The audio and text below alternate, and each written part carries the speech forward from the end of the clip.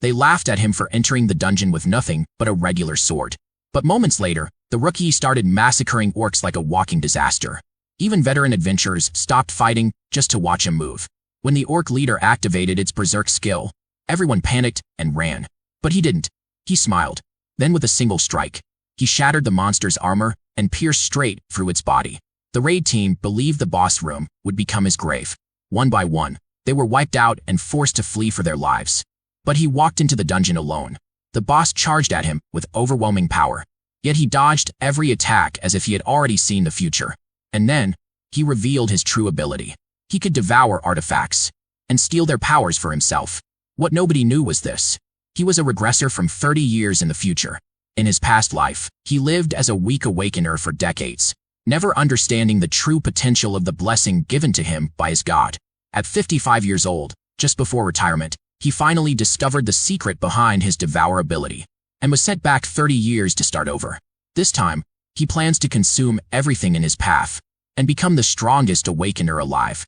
When Shin was a child, that was right when those cursed portals started appearing and monsters began pouring into the world. Back then, Shin watched his teacher tell him to run and save himself, while she herself met the worst possible end. Right in front of his eyes, he couldn't run like she said. He stood there thinking there was no way humanity could survive something like this, so there was no point in resisting. But then a flash of light cut through every single monster at once. That guy was so incredible and so powerful that something shifted inside Shin's heart. If he could become someone like that, maybe he could make his teacher proud. But here's a hard truth to swallow. More than 30 years passed, he became a hunter, grew strong, and still the monsters never stopped coming. And that hero who once saved him died in his arms. There's something brutal about finding out your heroes aren't invincible. With a broken heart, Shin fought for another 20 years. By the time he was 55, alone on the battlefield, he was the only one left standing, but he can't help wondering why he's still grinding this hard at nearly 60 years old. 30 years ago, Shin Sang-Yun started his life as a swordsman, and his greatest achievement was breaking into the top 100 in the country. Even so, that's not saying much, since he's basically a needle in a haystack. After clearing the dungeon, he receives a skill book as a reward. He thinks about how he's consumed artifacts before,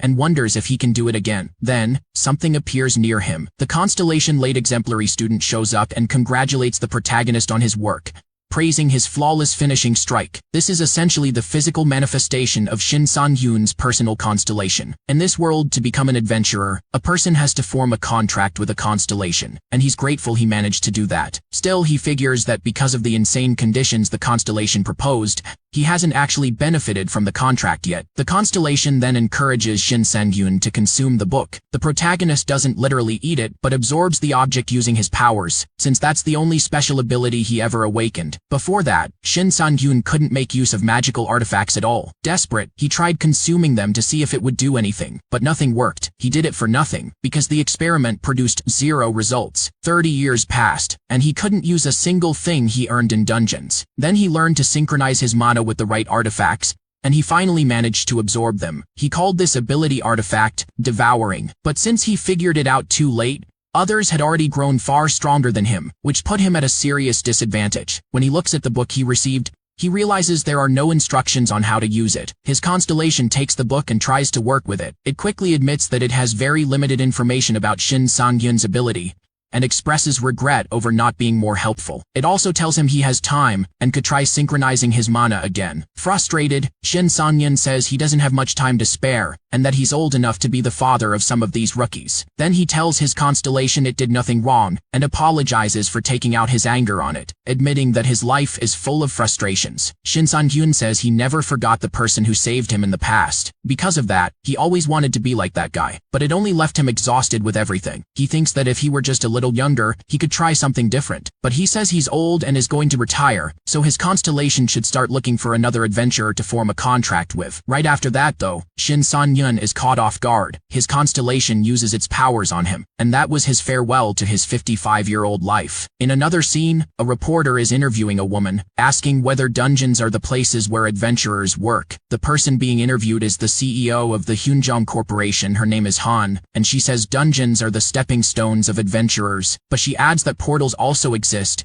and they take adventurers to alternate dimensions connected to unknown regions. The protagonist watches the interview on the TV in his home. He realizes he really has gone back in time, because he watched this interview when it first aired and now everything is repeating itself. It's been 4 days in his new life, and he's already figured out that he's been sent 30 years into the past. When it all happened, he lost consciousness, and when he woke up, he found himself in the bedroom of the apartment he lived in 30 years ago. On top of that, his body changed too, becoming 30 years younger, but all the memories from his old life remained completely intact. Shin Sang-yeon doesn't know exactly how it happened, but he knows his constellation was responsible for it. Even though he's still confused, he figures the best thing he can do right now is go out and get to work. At the moment, he only has a bronze dagger, the same weapon he started with, but now he knows something he didn't know before. That dagger has a hidden ability, and even though the weapon is low rank, that doesn't matter. Before moving forward, the protagonist knows there's a specific place he needs to go. Shin Sang-yeon heads to the space of unconsciousness, because he knows that's the only place where he can consume an artifact. He gets nervous every time he does this. Then, an artifact materialized in the form of food appears before him. The protagonist breathes a sigh of relief,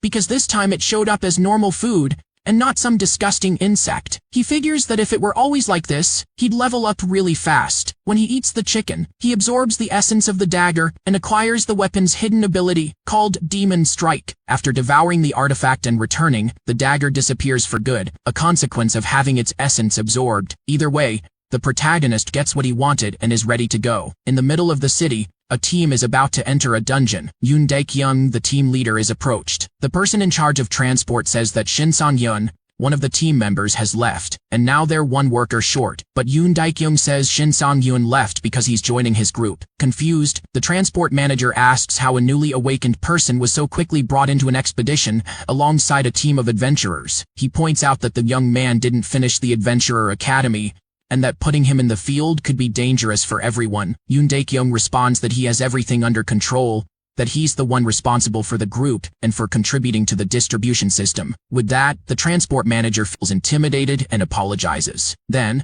one of the team members questions his leader for the same reason. Yoon Dae-kyung says he accepted the rookie because he volunteered, and that if anyone has to die, it should be him and not someone from the team. Besides, if the kid doesn't make it, the others won't have to deal with the hassle. The protagonist then arrives at the location, saying that from now on he won't be just a transport worker, but an adventurer. His former transport co-workers aren't too happy about that. The protagonist notices the dirty looks, but wonders if they could at least try to hide their displeasure. Either way, he's greeted by the team leader, who says it's a pleasure to finally meet him. However, Yoon Dae-kyung sees the kid carrying a longsword and asks if he actually plans to use that. The protagonist says yes, claiming he watched a bunch of videos online and knows how to handle the weapon because of it. Yoon Dae-kyung says swords like that are hard to use, but he can't get the kid to change his mind, so he tells the rookie he's got great spirit and that he hopes to count on him in there. Now that the last member of the team has arrived, everyone can head in and finally start the raid. Yoon Dae-kyung tells them that once they're inside, everyone should gather at the entrance instead of going off on their own. While waiting for everyone to enter,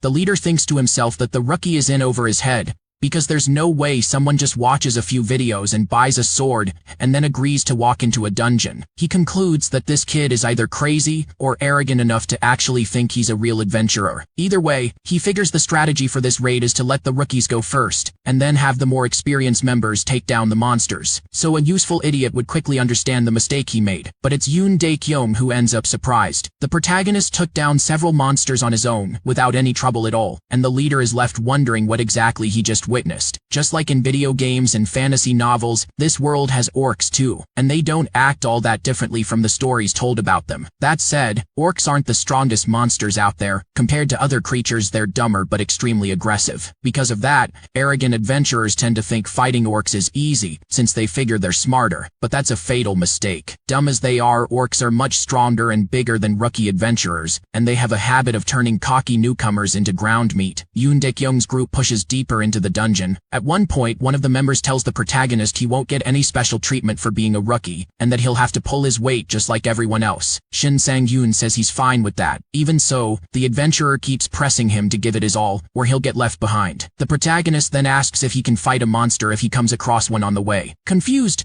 the adventurer asks what he's talking about. Right after that, they're caught off guard by an orc appearing out of nowhere. But the protagonist isn't startled, since he already figured something like this could happen. The adventurer uses his shield to defend himself, and tells Shin Sang-yeon to do something instead of just standing there watching. Then, in the same breath, the adventurer insists he doesn't need help and tells the protagonist to back off, because he doesn't want a rookie's death on his conscience. That distraction nearly costs him, as the adventurer barely avoids taking a hit. Yoon Dae-kyung shows up at the last second to bail him out, knocking the orc back. The leader tells everyone to stay calm and orders them to get into formation. He takes a defensive stance and tells the others to cover his back. The orc attacks, and Yoon Dae-kyung manages to block with his shield. On top of that, he finds an opening to counter. His teammates praise the leader's performance, but the orc was only faking defeat, and used that opening to strike at Yoon Dae-kyung, nearly landing the hit. The protagonist watches it all, and thinks that Yoon Dae-kyung has the highest level among everyone on the team. Even so, it wasn't enough to take down the monster in one shot. Yoon Dae-kyung keeps landing hits on the orc, but they don't do much, so he has to strike the enemy over and over before finally bringing it down. After that, the leader asks if anyone is hurt. Everyone says no, and they celebrate the win. But to everyone's surprise, a group of orcs closes in,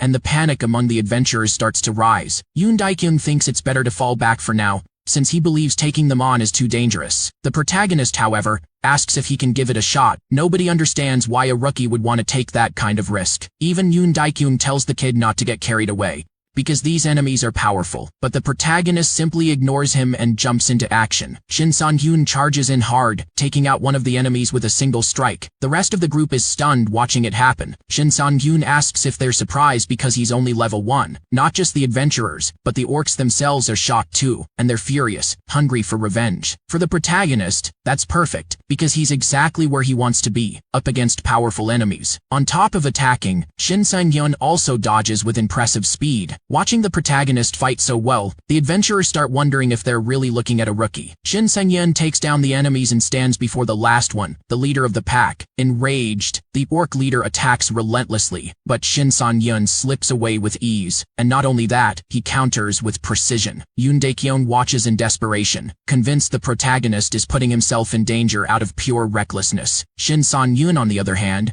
thinks the team leader is being dramatic. Meanwhile, the enemy activates its special ability, called Demon Bash, which boosts its strength. Instead of getting scared, the protagonist says that's exactly what he was waiting for. The orc doesn't understand and attacks in a frenzy, but Shin Sang-hyun strikes faster and takes it out. Watching such a powerful enemy get defeated right in front of him, Yoon Dae-kyung wonders just how strong Shin Sang-hyun really is. He can't believe this guy is actually a newly awakened. On top of raw strength, Shin Sang-hyun shows an extreme level of skill with the sword. And not only did he take down the orc leader, he pierced through its armor doing it. All of this leaves everyone questioning who he really is. The protagonist notices he earned some bonuses from the victory. He doesn't really care about the bonuses though, because something else is on his mind. Shin Sang-hyun wants to distribute his newly earned points, but differently from how he did it in his previous life, because this time his focus is on the luck attribute. Then Yoon Dae-kyung walks over and asks how a newly awakened can possibly be that strong. The protagonist knows he can't tell the truth, so he says he just woke up this strong. Yoon Dae-kyung gets frustrated and says that makes no sense at all. He claims Shin Sang-hyun is dodging the question, and believes he's using a magic weapon but trying to hide it. Shin Sang-hyun tells the group leader he's welcome to check the sword himself. Yoon Dae-kyung takes the protagonist's sword and sees that it's completely ordinary, with nothing that explains that kind of power. He thinks that in all his years as an adventurer, he's never seen a newly awakened fight like a level 50. In the middle of all this, one of the team members points something out. They found a secret room. Yoon Dae-kyung says the rookie may have handled the minions, but now it's the boss's turn, and he wants to keep the kid out of that fight, for his own good. Shin Sang-hyun thinks they have no idea what he's really hiding, so he gets the team leader's attention and says he wants to be the one to kill the boss ahead, and asks if he can keep the boss drop for himself. In this world, there's a highly sought-after artifact called the Scarlet Stone. This item can drop when you defeat a demon orc, but even after fighting several of them, the drop rate is extremely low, which makes the Scarlet Stone one of the hardest items to get your hands on. In the protagonist's past life, his team failed to defeat a demon orc, and another team ended up walking away with the item instead. They bragged about it, since the item was valuable and could be sold for a good amount. Beyond the money, the artifact also had the delay skill, something the protagonist absolutely needed. That's why he wanted that stone so badly. Back in the present, after defeating the monsters, Shin Sang-hyun pointed out that the team used a contribution-based loot system, so Since he had taken down all the monsters on his own, he should also keep all the rewards. Hearing that, Yoon Dae-kyung figures the delay skill is the real goal here. But a rookie adventurer talking that boldly wasn't going to be accepted so easily by the rest of the group. Some team members say Shin Sun-yoon is getting way too full of himself, and that just because he took out a few orcs doesn't mean he should be jumping to conclusions. Even so, to everyone's surprise, the team leader agrees with the protagonist's request. He does say though, that if the group can't defeat the dungeon boss, Shin Sun-yoon will have to take it down on his own. Only then can he keep all the drops. For the protagonist, that's not a bad deal at all, since he was planning to do that anyway. The leader tells Shin Sun-yoon to do as he sees fit. Deep down, Yoon Dae-kyung thinks this kid is going to get himself killed sooner or later, because he's nothing but an arrogant brat. He figures it's better to let him act on his own and learn that out in the field. What matters is a fighter's combat experience, not overconfidence. After that, the leader opens the boss room and they find the enemy. The monster is chained inside the dungeon's final chamber, and the Scarlet Stone is right there with it. Yoon Dae-kyung tells everyone to get ready for the fight. He figures the monster looks intimidating, but according to the guild guides, this isn't a difficult boss for a full team to handle. Still, he thinks that fighting it alone, no one would stand a chance. So Yoon Dae-kyung and his team move in to attack, but not long after, they're defeated. The leader can't understand why he had so much trouble against the boss. The protagonist thinks Yoon Dae-kyung charged in with so much confidence that he almost believed the team would pull it off. But he reflects that, in the same way, he also acted recklessly in his past life, and he has no intention of making that same mistake this time. One of the team members tries to convince the leader to fall back, saying they don't have a chance anymore. With that, Yoon Dae-kyung accepts that these guides aren't 100% reliable and orders his team to retreat immediately. Hearing that, the protagonist knows it's his turn to act. Yoon Dae-kyung realizes the kid is actually going through with it. Either way, he and his allies decide to pull back. The leader asks if Shin Sun-yoon really plans to fight alone after what he just saw, and says he won't take any responsibility if the enemy takes him out. Shin Sun-yoon simply tells the leader not to worry about him, because he's sure he'll win. After that, the monster takes the initiative and attacks. The protagonist thinks that if he fights this enemy head-on as an equal, his chances of winning would be slim, but he has a card up his sleeve. Shin Sun-yoon has all the combat experience against these monsters. After his attack is blocked, the enemy is surprised. Not just the monster, but the other adventurers are shocked too. The protagonist thinks that for now he can only dodge, and he wants to stick to his strategy until the end. His goal is the Scarlet Stone, because he believes the delay skill pairs perfectly with the abilities he already has. His artifact devouring skill lets him combine different abilities, and by using that to his advantage, the results can be incredibly powerful. He then taunts the enemy. Irritated, the orc decides to attack. Since the monster is blind, it relies on sound to navigate. Knowing that, the protagonist tries to use the situation to his advantage. He manages to move faster than the enemy, and lands a hit with ease. When struck, the orc drops its axe, leaving it unarmed. The protagonist used his skills to stun the boss for a few seconds. Watching it up close makes Yoon Dae-kyung wonder if a skill like that can really be used against such a powerful boss. Shin Sang-hyun says that despite being strong, orcs in general are pretty predictable. However, the protagonist ends up getting distracted, and because of that, the monster lands a hit on him. He barely avoided taking it full on. Shin Sang-hyun had momentarily forgotten a crucial detail. Orcs have a special self-regeneration ability. Stunning it again won't be so easy, and for that same reason, he thinks the delay skill would really come in handy. Either way, his only option is to attack the enemy head-on. Shin Sang-hyun starts fighting for real,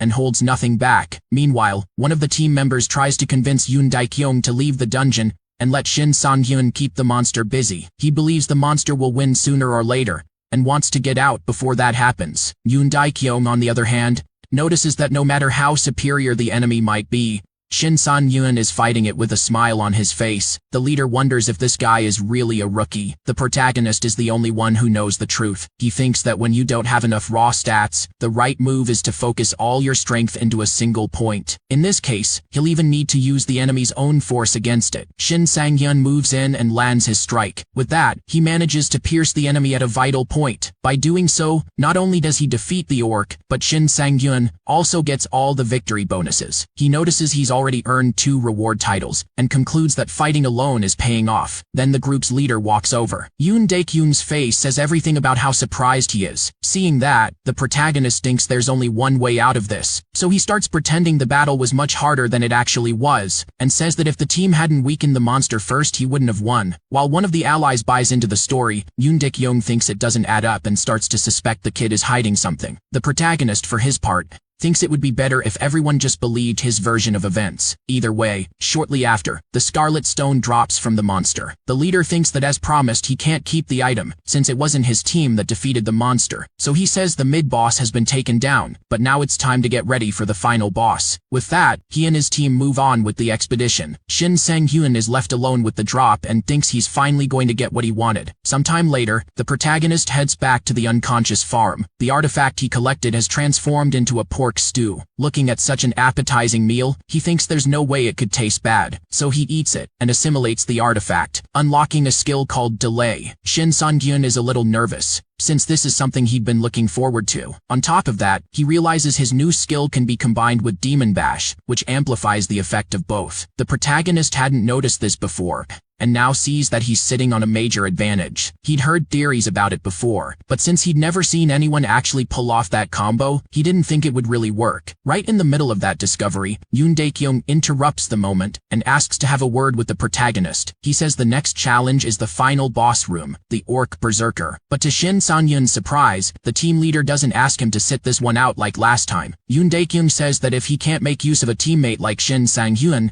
he doesn't deserve to call himself a leader. He says he'll be counting on the protagonist from here on out, and promises the terms stay the same. Shortly after, one of the team members announces they're ready to move on. That same member, though, isn't happy at all about the spotlight the protagonist has been getting, and Shin Sang-hyun has already picked up on that. Either way, the leader says that after the mission they're all going out for drinks, trying to keep things smooth between the team members. After that, they reach the final boss room. The Orc Berserker radiates a powerful aura, and the team is visibly shaken. But as the leader, Yoon Dae-kyung says he'll go first. The protagonist, however, steps to the front and tells the others to follow him. Shin Sang-hyun figures this boss has weaker skill resistance than the orc he took down before, so he believes stunning it won't be hard as long as he stays calm. Still, the protagonist is surprised by his own confidence, realizing he never acted like this in his past life. When he was young, he was always afraid, and as he got older, his only goal was to survive at any cost. So he concludes that this time things have to be different, because he needs to change if he doesn't want to end up the same way as before. He knows it won't be easy, but to prove his worth he has to pull off great things because that's the only way others will witness what he's capable of. And the protagonist isn't wrong about that, since the team leader himself witnesses his incredible strength. Shin Sang-hyun then uses his skill combo to stun the enemy. With that, the team leader orders the others to attack. Stunned, the enemy can't react in time and becomes the target of the entire adventurer team. It doesn't take long for the boss to go down, to the point where some of them start thinking it was almost too easy. Some of them realize Shin Sang-hyun was a huge help and start considering inviting him to join the group as an official member. The protagonist, for his part, notices just how much these guys' attitudes have shifted, given how poorly they were treating him at the start. Either way, he turns down the offer, because his goal is to keep getting stronger, and he wants to do that on his own. He realizes he's now collecting titles he never earned in his past life. Even so, Shin Sang-hyun thinks that compared to the Phantom Swordsman Kyung-soo, he's nothing. After all, Kyung-soo is known as the greatest title collector, bearing the name of Perfect Swordsman, the strongest adventurer in Korea, and holding countless other titles. In just 2 years he had already surpassed level 500.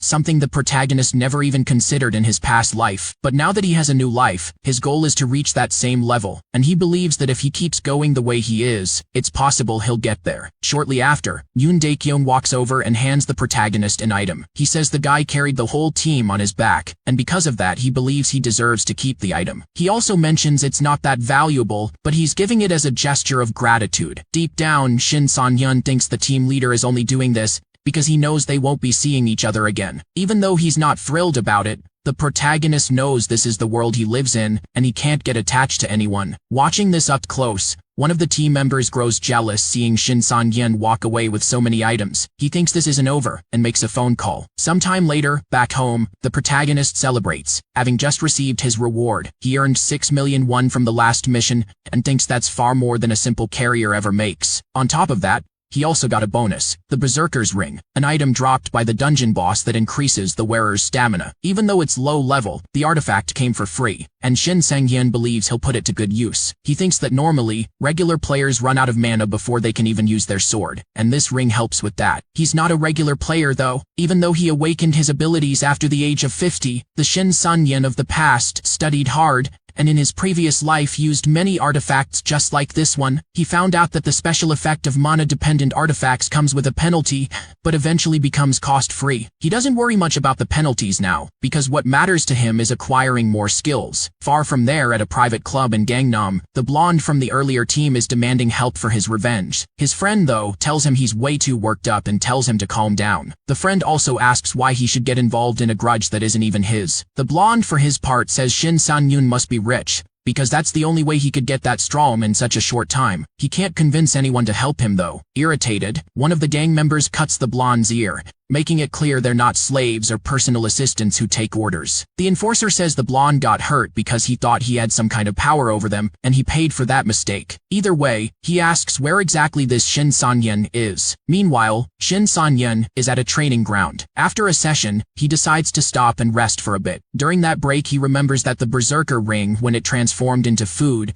ended up tasting like cucumber soup, which he absolutely hates. Even so, he figures the sacrifice was worth it, because now he can reduce the weight of his sword, which makes it easier to handle and boosts his attacks. For now, he thinks it's better to carry the longsword for a while to get used to it. Then he starts thinking about what his next move will be. After checking his stats, he concludes that he needs to start drawing the attention of constellations, but carefully. Ideally, it would be a constellation that matches his main attribute, luck. His attributes still aren't strong enough to catch any constellation's eye, though, so the only path forward is insane training. After training for a while, Shin Sang-yoon heads to a portal. He thinks that spending 3 days training without sleep and then driving for hours was a little over the top, but at least the effort paid off because he managed to master the skill of using a longsword with both hands, and he's about to put that into practice. He figures that if he went to the capital, it would take forever to get into a solo dungeon, so he traveled far until he found an empty one. He realizes he's not alone, though. Shin Sang-yoon noticed that a car followed him all the way to this mountain. He just doesn't know why. Whatever the reason, he thinks everything can be settled inside the dungeon. Once Shin Sang-yoon enters the dungeon,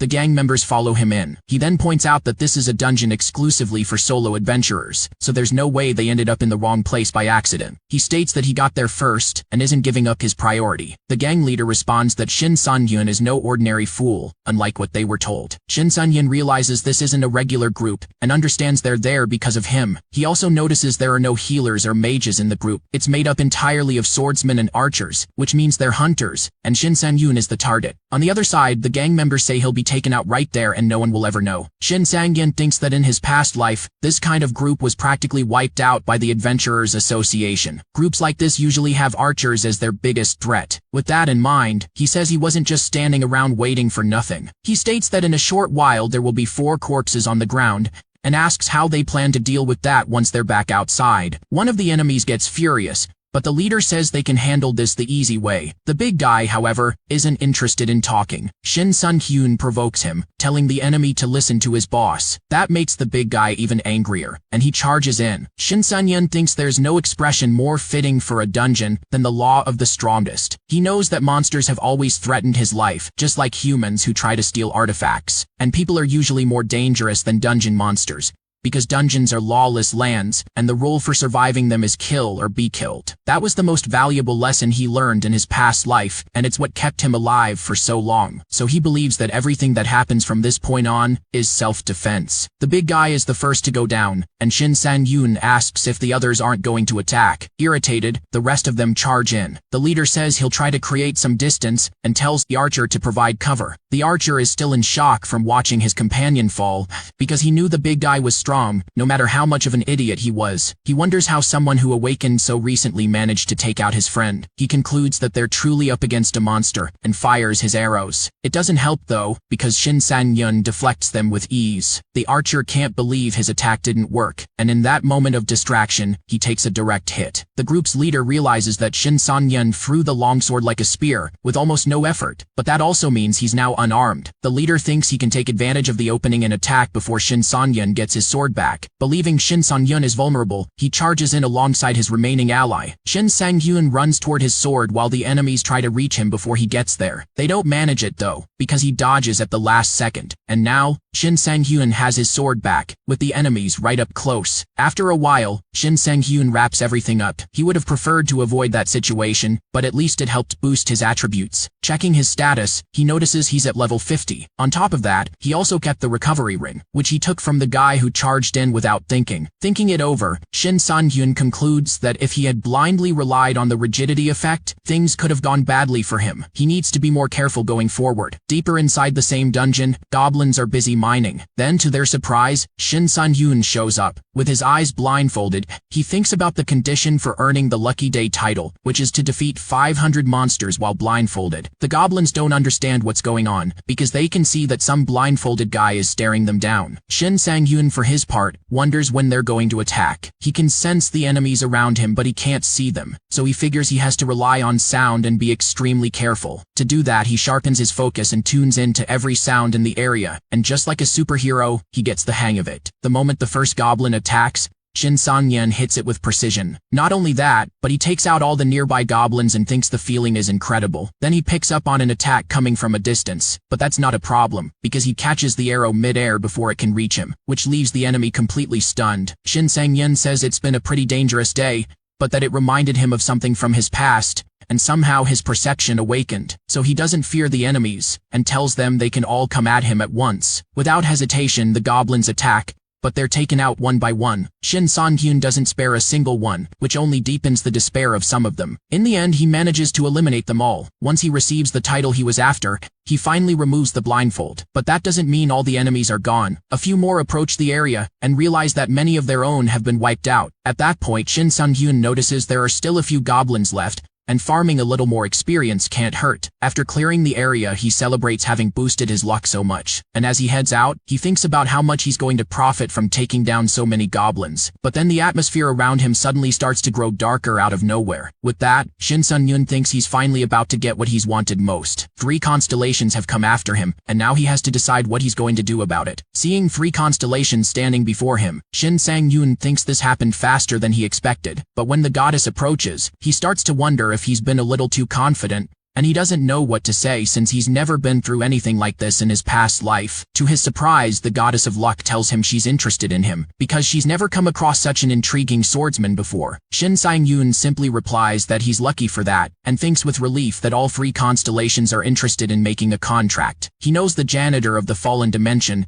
is a constellation drawn to killers, and figures that taking down so many goblins must have caught its attention. The Pilgrim of the Great Expanse, on the other hand, only appears to players with the potential to become saints, and Shin Sang-hyun has no idea what he did to attract it. So he assumes the pilgrim only showed up because of the goddess, since she's popular even among other constellations. Either way, the goddess says she has no specific demands, and even if Shin Sang-hyun chooses a different constellation, she'll still be available for a contract. He thinks he really is incredibly lucky because this is an extraordinary advantage. In the past, there was only one person he knew who had ever pulled something like this off, someone known as the Miracle Archer. Hashimoto Yuki was the most celebrated archer of his time, always hitting his targets and never running out of arrows. All of that was thanks to his 2 constellations, which made the impossible possible. Shin Sang-hyun says he wasn't prepared to face 3 constellations at once, and needs some time to think, but the constellations push him to decide right now because they don't want to wait. He thinks the goddess of luck is incredible, but if he chooses her, he has to accept that no other constellation will want a contract with him. Shin Sang-hyun remembers that after his first 10 years as an adventurer, only one constellation ever reached out to him. It was the late exemplary student, who, for the record, had a stunning appearance. Even though the journey had been miserable, Shin Sang-hyun believed he had a bright future ahead alongside his constellation. But nothing happened until he turned 55, and he never managed to tap into the true power of a constellation. In the end, he only witnessed that kind of power after he reincarnated into his new life, and in a way, he feels grateful for that. Still, he needs to be careful now, because there's no guarantee he'll get another chance if he messes things up in this life. He's looking at options like holy powers, massive destruction and power amplification, or a boost to his luck factor. After thinking it over, Shin Sang-hyun accepts a contract with the goddess of luck. The goddess says the contract is valid for 30 years, Even if Shin San-hyun is eliminated before them, she congratulates him on the contract and tells him that 15 other friendly constellations are rooting for his success. But she also warns him that 3 hostile constellations have declared they'll do everything in their power to hold him back. Shin San-hyun wishes both himself and the goddess good luck from here on out, and she praises him for making a wise choice. With that, she hands Shin San-hyun a few benefits, and he's stunned because he thinks these new abilities are seriously overpowered. The goddess says it's a perk of the contract, and it's all thanks to his own effort, but she asks what he plans to do about the other constellations. Shin San-hyun turns the other 2 down. The Pilgrim of the Great Expanse says it'll wait until their next meeting. The Janitor of the Fallen Dimension, however, warns that it will do everything it can to eliminate him for being rejected. Shin San-hyun thinks that with the Goddess of Luck by his side, he doesn't need to worry about that, and figures another constellation will come along for him later. After sealing the contract, he heads to the dungeon boss chamber and faces it head-on. The goddess watches everything up close and witnesses Shin San-hyun fighting with his new abilities. The dungeon boss tries to defend itself as best it can. It's a goblin lord consumed by greed, and being a boss, its stats are incredibly strong. The lord is furious that its servants were wiped out and wants revenge against Shin San-hyun, but in doing so, it triggers the overload condition, which is exactly what he was waiting for. Shin San-hyun thinks the condition isn't quite as lethal as his stun ability, but it can forcibly drain the target's motivation. Confident, the enemy attacks with full force only to realize it didn't land a hit. Shin Sang-hyun dodged the attack, and now all he can think about is what he'll do once he takes the boss's ability for himself. He says it's time to put his new luck to the test in a real fight, because he has the perfect target right in front of him. With that, he lands a clean hit on the boss. The Lord can't react, and even if it wanted to, Shin Sang-hyun has complete control of the situation. With his abilities combined, he has the enemy right where he wants it. He strikes the boss several times in a matter of seconds, and says that no matter how strong it is, there's no escaping elimination. After so many hits, the enemy is finally defeated. Shin Sang-hyun lets out a relieved sigh, glad for the victory, and for the attribute boost that came with it. It took longer than expected, but he's happy it's over. After all, following 3 days of training without sleep, he had to deal with a gang, over 500 goblins, and now this boss. The goddess remarks that Shin Sang-hyun's luck is remarkably good, to the point where he managed to pull all of that off and still be standing. She says good luck is a skill in itself, and that she's grateful to be helping such a fortunate adventurer. Either way, Shin Sang-hyun decides to check his luck attribute and notices it's above 100 points, which means he's also hit the bonus threshold for that category. In other words, all of his other abilities have been affected by luck, and he now has a higher chance of success across the board. On top of that, luck also affects monster drops. Because of this, the dungeon boss dropped its shield, which happens to be a silver rank piece of equipment. Shin Sang-hyun says that thanks to the goddess, he's got a guaranteed artifact and he thinks it'll come in very handy going forward. He takes the opportunity to sync his mana with the shield, which gets the goddess incredibly excited. Sometime later, near Jamsil Station, the protagonist has just had a proposal turned down. He tries to convince the attendant to reconsider, but she's not willing to change her mind. Even so, Shin Sang-hyun feels like he can't give up. 2 hours earlier, while he was on the road, he thought the boss's shield had transformed into a solid meal, and figured it had something to do with his luck increase. But along the way, his car started throwing out a bunch of warning signals. That's when he realized he needed a new car, which was a problem,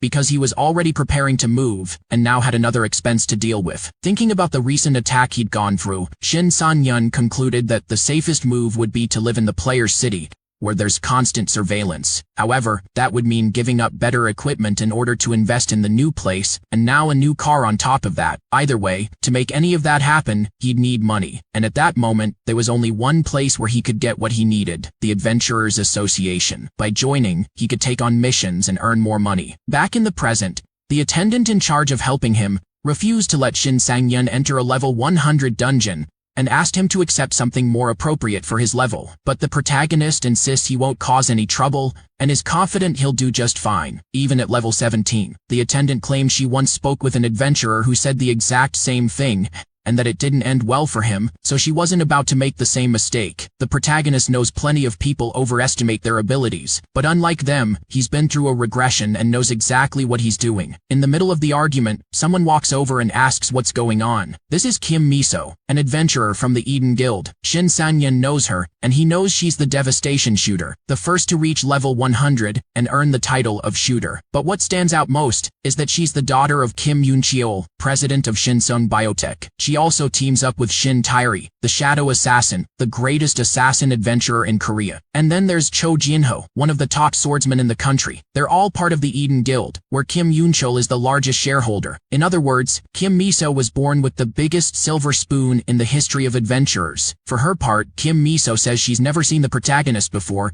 and asks why he's pushing so hard to get into a level 100 dungeon. Seeing the two of them talking, some adventurers figure Kim Miso is just being nice to a newcomer, since only someone inexperienced would make a request like that. Answering her question, the protagonist says he needs money, and is fully aware of the challenge ahead. He remembers that in the past, he asked to join Kim Miso's guild, but even though he was rejected, he holds no grudge against her. Either way, Kim Miso asks if the protagonist is aware that he won't be able to proceed with the mission, since single-player parties aren't allowed. Hearing that, the protagonist remembers that solo adventurer missions won't be available for another 4 years. He had forgotten about that, so he apologizes for the trouble and says he's on his way out. But Kim Miso makes a proposal and invites the protagonist to join her in the dungeon. The other players are stunned when they hear that, practically dying of envy. The protagonist, for his part, wonders what Kim Miso is planning with this invitation. She explains herself, saying she's simply trying to help a new adventurer. But Shin Sun-hyun says it's nothing personal. He just doesn't make a habit of trusting other people. Kim Miso says she has no specific conditions for accepting him, but that if the protagonist lets her down, he'll have to pay for it. With that, Shin Sun-hyun realizes she wants to put him to the test. He knows Kim Miso's influence goes beyond being a player, since she's also a model, and the clothes she wears tend to sell extremely well. However, the moment she spots a player with too much confidence, she practically declares the end of their career. Before entering the building, Kim Miso had figured that most of her guild members were busy, and that she needed to find someone to join her on a mission. When she walked in and saw someone begging for a chance, she didn't think twice. Because of the minimum party size rule, the protagonist had run out of options. But to Kim Miso, what stood in front of her was a player full of confidence, and since she didn't know him, she was curious about him. Back in the present, she asks which mission Shin Sun-hyun had requested. The receptionist reveals it was a defense mission, which involves eliminating all monsters on the way to the Guardian Tower. Kim Miso is surprised to learn that the protagonist didn't choose a collection or attack mission, but a defense one. According to the requirements, this mission is only completed after defeating every single monster, which is why a party of 4 players is recommended. But he wanted to do it alone, which Kim Miso considers a serious mistake. The protagonist then asks if she got nervous when she heard the details. He says he's fine working with Kim Miso, but that if she prefers, she can bring more people into the party. Kim Miso says that won't be necessary, concluding that just the two of them, her and Shin Sun-hyun, are enough to handle this mission. The moment they accept the mission, both of them are teleported into the dungeon. The receptionist hopes nothing bad happens to them, while the other players watch in disbelief. Even knowing Kim Miso's abilities, they can't see how she and a newcomer could handle something this difficult on their own. One of them disagrees, though, and points out that the association created a new rank system specifically to measure adventurers' strength and scale the dungeons accordingly. In this system, there are 2 criteria for earning a rank. The first is the number of completed dungeons, and the second is a player's overall battle sense. Kim Miso received A+ purely based on her battle sense. That means there are no known monsters stronger than her, so that newcomer who went with her is pretty lucky to have someone that powerful by his side. After a while, already inside the mission, Kim Miso stays in the rear, since she's an archer. She thinks she needs to hold up her end of the deal, so she'll do her best to protect the protagonist if things get out of hand. Still, she thinks Shin Sun-hyun is way too confident, and that it's going to cost him, so she figures this mission will teach him a lesson. 30 minutes earlier, the protagonist had asked her to step in only if necessary, and said that if she held to that, he'd give her 5% of the profits. Kim Miso said 5% to just stay in the back was something she'd accept, but she argued it was impossible for anyone to complete this mission alone, since there would be at least 300 enemies nearby. She believed this mission would be tough even for high-level players. Even so, the protagonist insisted he could do it, so Kim Miso said she'd take 1% for every monster the protagonist failed to kill, and that if he let 95 of them through, she'd get nothing. Back in the present, the protagonist faces the wolves, convinced he won't leave a single one for Kim Miso, since he plans to take them all out before she ever needs to act. With that, he charges at the enemies. From above, Kim Miso has a clear view and can watch the protagonist in action. That's when she realizes he's not just some arrogant player, but a genuinely skilled adventurer. His stance emphasizes a superior reach, something Kim Miso has only seen in her own teammate. On top of that, she notices the protagonist avoids unnecessary movements and takes out multiple enemies with each attack. Still, she thinks it might not be enough, since there are a lot of enemies surrounding Shin Sang-yun, and these aren't monsters a level 17 player can handle easily. But then Kim Miso notices something. All the monsters suddenly stop attacking. She quickly understands that the protagonist stunned the enemies. She's so caught off guard that she loses her balance and nearly falls from a considerable height. Either way, she now understands why Shin Sang-yun was so confident from the start, but she can't help wondering where this guy came from. The protagonist keeps attacking the monsters. He takes down the smaller wolves and finally comes face to face with the strongest of them, the Black Wolf, leader of the pack. Shin Sang-yun thinks he's never faced this enemy before, but feels a strange familiarity with it. He also notices the enemy has the same ability as him, stun. Even from a distance, Kim Miso gets hit, but thanks to an artifact, she isn't stunned. She realizes she barely got away with it. Even so, she figures the protagonist wasn't as lucky, and that she needs to help him if he's in danger. Kim Miso believes that even if Shin Sang-yun can stun enemies, someone at a low level won't be able to escape an enemy with the same ability. But she quickly realizes she was wrong when she sees the protagonist move, and wonders how Shin Sang-yun is pulling that off. Beyond seeing the protagonist's combat skills, she witnesses how easily he uses his powers, even as a level 17 player. Even the wolf is caught off guard watching its prey move, since it didn't believe he could break free from the trap. Thanks to that brief moment of panic, the protagonist finds the perfect opening to strike, and with a single critical hit, takes the wolf down. After that, the protagonist says his clothes are completely dirty, but that since it's come to this, he's up for a little more fun. From a distance, Kim Miso is even more impressed by what he's done, wondering how she's never heard of Shin Sang-yun before. After his consecutive victories, the protagonist notices he's leveling up fast. He then realizes he's been under constant observation, and concludes that Kim Miso now has more than enough to believe in his abilities. Still, he knows the mission isn't over yet because the final boss is still waiting. The Full Moon Wolf Lord attacks, but can't land a hit on the protagonist. Shin Sang-yun knows this enemy specializes in irregular attack patterns. He says that 30 years from now, every pattern this monster has will be fully analyzed, but since he's from the future, he already knows all of them. The protagonist strikes back, though he can't deal much damage because of the enemy's resistance. Even so, he manages to impress Kim Miso even further, because on top of everything she's already seen, the fact that Shin Sang-yun handles a heavy sword like it weighs nothing catches her attention. Shin Sang-yun keeps fighting, dodging the enemy's blows as the wolf attacks with full force. He uses his sword as a shield, and that's when Kim Miso realizes he already knows the enemy's attack patterns. But what bothers her most is that Shin Sang-yun seems to want to prove his strength at every single moment, and that only makes her more and more curious about him. For the protagonist, the battle is dragging on longer than expected. He's already burned through every trick he had,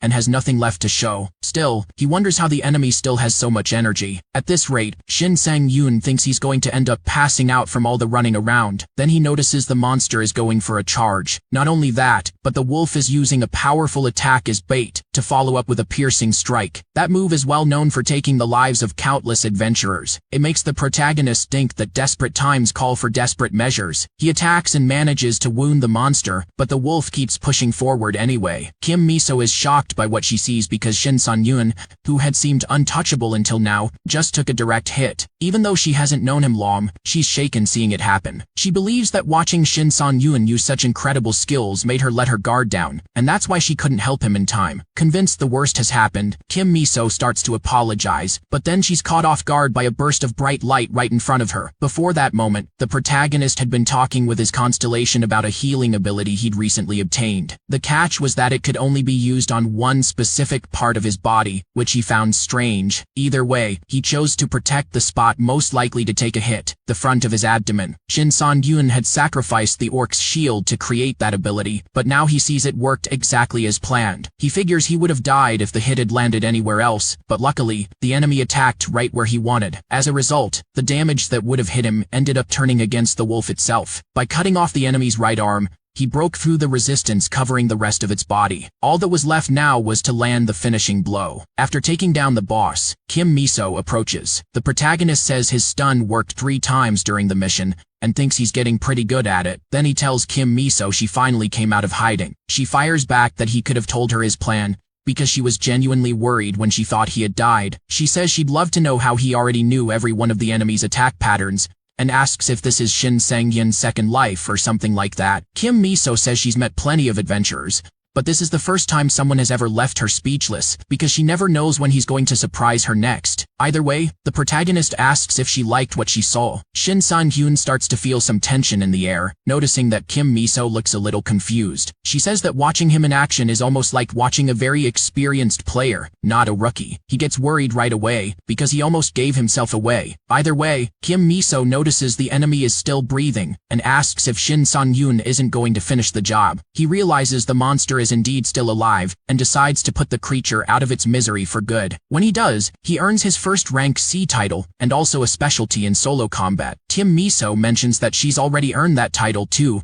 since she cleared this stage on her own before, but she admits that, unlike the protagonist, she only managed it thanks to her artifact. Shin Sang-hyun replies that it still takes skill to obtain artifacts, and she thanks him for the compliment. What she doesn't mention, though, is that the artifact cost around 200 million won, and that comparing that to a guy using nothing but a plain longsword is hardly fair. Changing the subject, Kim Mi-so tells Shin Sang-hyun could take this chance to test out the effects of his new title, but the protagonist realizes there's no one else around besides the two of them. He doesn't want to fight such a strong opponent in his current state, so he turns it down. With that, Kim Mi-so says she'll head out first and use the opportunity to call in a team to carry the mission drops. The protagonist thinks he would have done that himself, but he's exhausted. He's glad he made a good impression. Then, to his surprise, right before leaving, Kim Mi-so says she's going to give up her 5% of the reward. Shin Sang-hyun says that isn't fair, and wants to make it up to her somehow. She replies that there will be plenty of chances for them to work together again, and tells him to think of it as an investment. With that, Shin Sang-hyun realizes he really can't let his guard down around this girl. Now that everything's clear, he wants to get his hands on the reward he's been after, the Blue Moonstone. The protagonist is beyond excited, because he finally got his hands on a platinum rank artifact. He figures an artifact at that level is easily worth 1 billion won, and that selling it could cover an apartment in Seoul. Then the goddess of luck says this is all thanks to her, but the protagonist argues that it was his own individual efforts that led him to this reward. At that point, the constellation of torn lips raises objections and proposes banning the goddess of luck. The goddess, however, refuses to accept any challenge to her blessing, and leaves the protagonist with no choice. Either way, he figures that since it's a platinum artifact, he can absorb 40% of its attributes before selling it, and by doing that, he'll become unbeatable against dogs and wolves during a full moon. Sometime later he finally steps through the dungeon portal,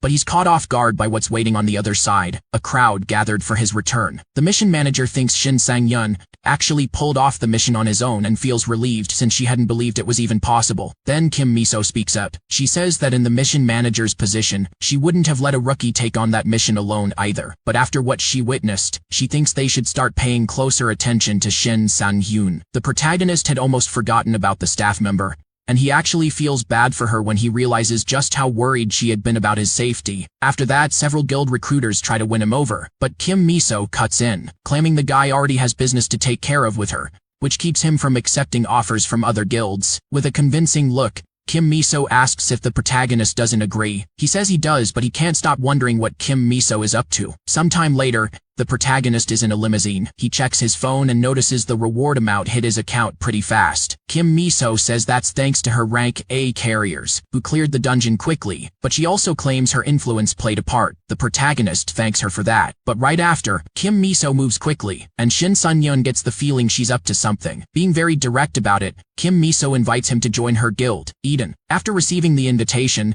the protagonist comments that the girl seems pretty confident he's going to accept. Kim Mi-so replies that there's a reason her guild is called Eden, and that Shin Sang-hyun won't regret joining. The protagonist thinks that, before his regression, he was a member of a small guild, but somehow felt comfortable being accepted by someone. Everything worked out fine, until a traumatic accident happened. Because of that, he believes the best thing to do in his current state is to keep working alone. So he turns down the invitation. Kim Mi-so asks if he's planning to start a one-man guild. The protagonist compliments her on the insight, and she points out that she's the daughter of a major corporation's director. Given Shin Sang-hyun's abilities, it wasn't hard to figure out what he was planning, but what matters to her is being the only one who knows more about Shin Sang-hyun. Hearing that, the protagonist realizes the girl has laid all her cards on the table and shown genuine interest in him. On top of that, she built a mutually beneficial relationship, which shows just how good she is at negotiating. Sometime later, in the C-rank player's city, the protagonist heads to an apartment for a visit and hears an acquisition proposal. He comments that, despite the smile on the person in charge, the proposal sounds pretty intimidating. Either way, She claims the deal was good for both sides, and thanks him for choosing them. Shin San-yun thinks everything happened faster than expected, and figures it must have been the work of the goddess of luck. He moves in, which isn't hard since he doesn't have much to carry. In his new home, he thinks about how much has happened in such a short period of time. After the sudden regression, he spent 2 days trying to make sense of what had just happened. Not sure what to do, he had to think fast, but the feeling of blood rushing through his veins made him feel motivated because he tasted the flavor of youth again. With that, he refused to stand still and wanted to chase after everything he hadn't been able to do in his past life. Since then, the opportunities kept coming. Back in the present, Shin San-yun is caught off guard when he finds out that a famous reporter called Miss Kim Park Jong-min from the Adventurers Gazette says news travels fast, and that he heard Shin San-hyun is in the same area as Kim Miso. He quickly asks if they can talk about it. Shortly after, Kim Miso drops the protagonist off at home, but tells him that she and her guild are planning to explore an unknown portal soon, and she'd like to know if he wants to come along. She explains it's a 4-person team for players at level 120 or below, and that she understands if he doesn't want to go. But the protagonist accepts right away. He turned down the guild invitation so coldly that the girl figured he'd turn this one down too. But the protagonist is genuinely interested in entering a high-level portal, and doesn't care about the rest. Dungeons tend to be fixed locations, so the monsters and traps follow a predictable pattern. Portals, on the other hand, are usually dynamic, making them the opposite of dungeons. Even so, Shin San-yun knows that the higher the risk, the higher the reward. On top of that, when entering an unknown portal for the first time, an adventurer has a chance to find a high-level artifact. He also figures that Kim Miso probably has plenty of experience with unknown portals. Otherwise, there's no way she could ignore debuffs like the one from the Black Wolf. Since he accepted, Kim Miso says they should exchange contact information. She hands him her phone so he can type in his number, but ends up revealing something she didn't mean to. The girl immediately realizes her mistake and gets flustered. She says her head has been a mess lately. Even so, they manage to exchange contacts. As soon as he gets home, the protagonist thinks something strange was bothering Kim Miso, but figures every high-level player must go through rough patches. He has his own problems too, but he knows he can't go round talking about his past. After all, he can't even imagine what would happen if someone found out about his regression. Thinking about that, he wonders what happened to the constellation that helped him regress. They spent years together, and he finds himself worried about his old friend. Far from there, in the Eden Guild's VIP lounge, Cho Jin-ho, one of the guild members, says he was looking forward to talking with Kim Miso, but notices the girl won't take her eyes off her phone. She explains she's talking with Shin San-yun, since the two of them are about to enter a portal together. Cho Jin-ho asks if this Shin Sang-hyun is the same guy who has a stronger stun than his, and also the same one who turned down joining Eden. At that, he suggests Kim Miso has fallen for the protagonist, something the girl denies. She says she just found Shin Sang-hyun's abilities incredible, including his swordsmanship, which is the best she's ever seen. Cho Jin-ho replies that it doesn't matter how good that guy is, because there's no way Shin San-yun is better than him. Sometime later, at a training ground, the protagonist calls Kim Miso to talk about the portal they mentioned before. She lets him know the portal appeared near Chuni Station, and that every area up to the midpoint checkpoint has already been scouted. She also sends over the detailed information for Shin San-hyun to look through. After going over everything, the protagonist thinks this lines up perfectly with the new ability he just acquired. He thanks her for the info, and says he'll reach out once he's ready. At that, Yoon Dae-kyung comments that the Shin San-hyun he used to know has now become a celebrity, and that he can barely believe it. The protagonist says it's not really like that, and Yoon Dae-kyung figures from his reaction that he still hasn't gotten the call. Shin San-yun asks what he's talking about, and Yoon Dae-kyung reveals that the protagonist just showed up on the front page of the Player Gazette. That catches Shin San-yun completely off guard, since he had no idea. The last thing he wanted was to draw attention to himself, and he wonders how they managed to do that without checking with him first. Yoon Dae-kyung says the guy should be happy, since it'll bring him visibility. But that's exactly what the protagonist doesn't want, and he tells Yoon Dae-kyung he called him there for something else entirely. Yoon Dae-kyung then hands the protagonist a bag, saying it has everything he needs. Shin San-hyun thanks him for the items, but Yoon Dae-kyung says there's no need, since he's not giving anything away for free. He mentions these are his old items, and asks why Shin San-hyun is buying them instead of new artifacts. The protagonist says he just wants to keep Yoon Dae-kyung's legacy alive, But the old man isn't buying that flimsy excuse. Shin Sang-hyun knows that old artifacts have a better absorption rate, but he can't explain that, so he tries to come up with whatever convenient excuse he can. Just then, a young woman arrives. She says she's late because she couldn't find a parking spot nearby, but that she's ready to get started. Yoon Dae-kyung explains that this woman is the appraiser who'll help with the item deal, and that he invited her to make sure neither of them ends up on the losing end. The appraiser then gets to work and uses her abilities to evaluate the items. Once she's done, she confirms everything checks out and says they can go ahead with the deal. But before closing the deal, Yoon Dae-kyung asks Shin Sang-hyun to let him take a look at his swordsmanship. The protagonist says he's not good enough for that yet. Yoon Dae-kyung, though, argues that after everything they've been through,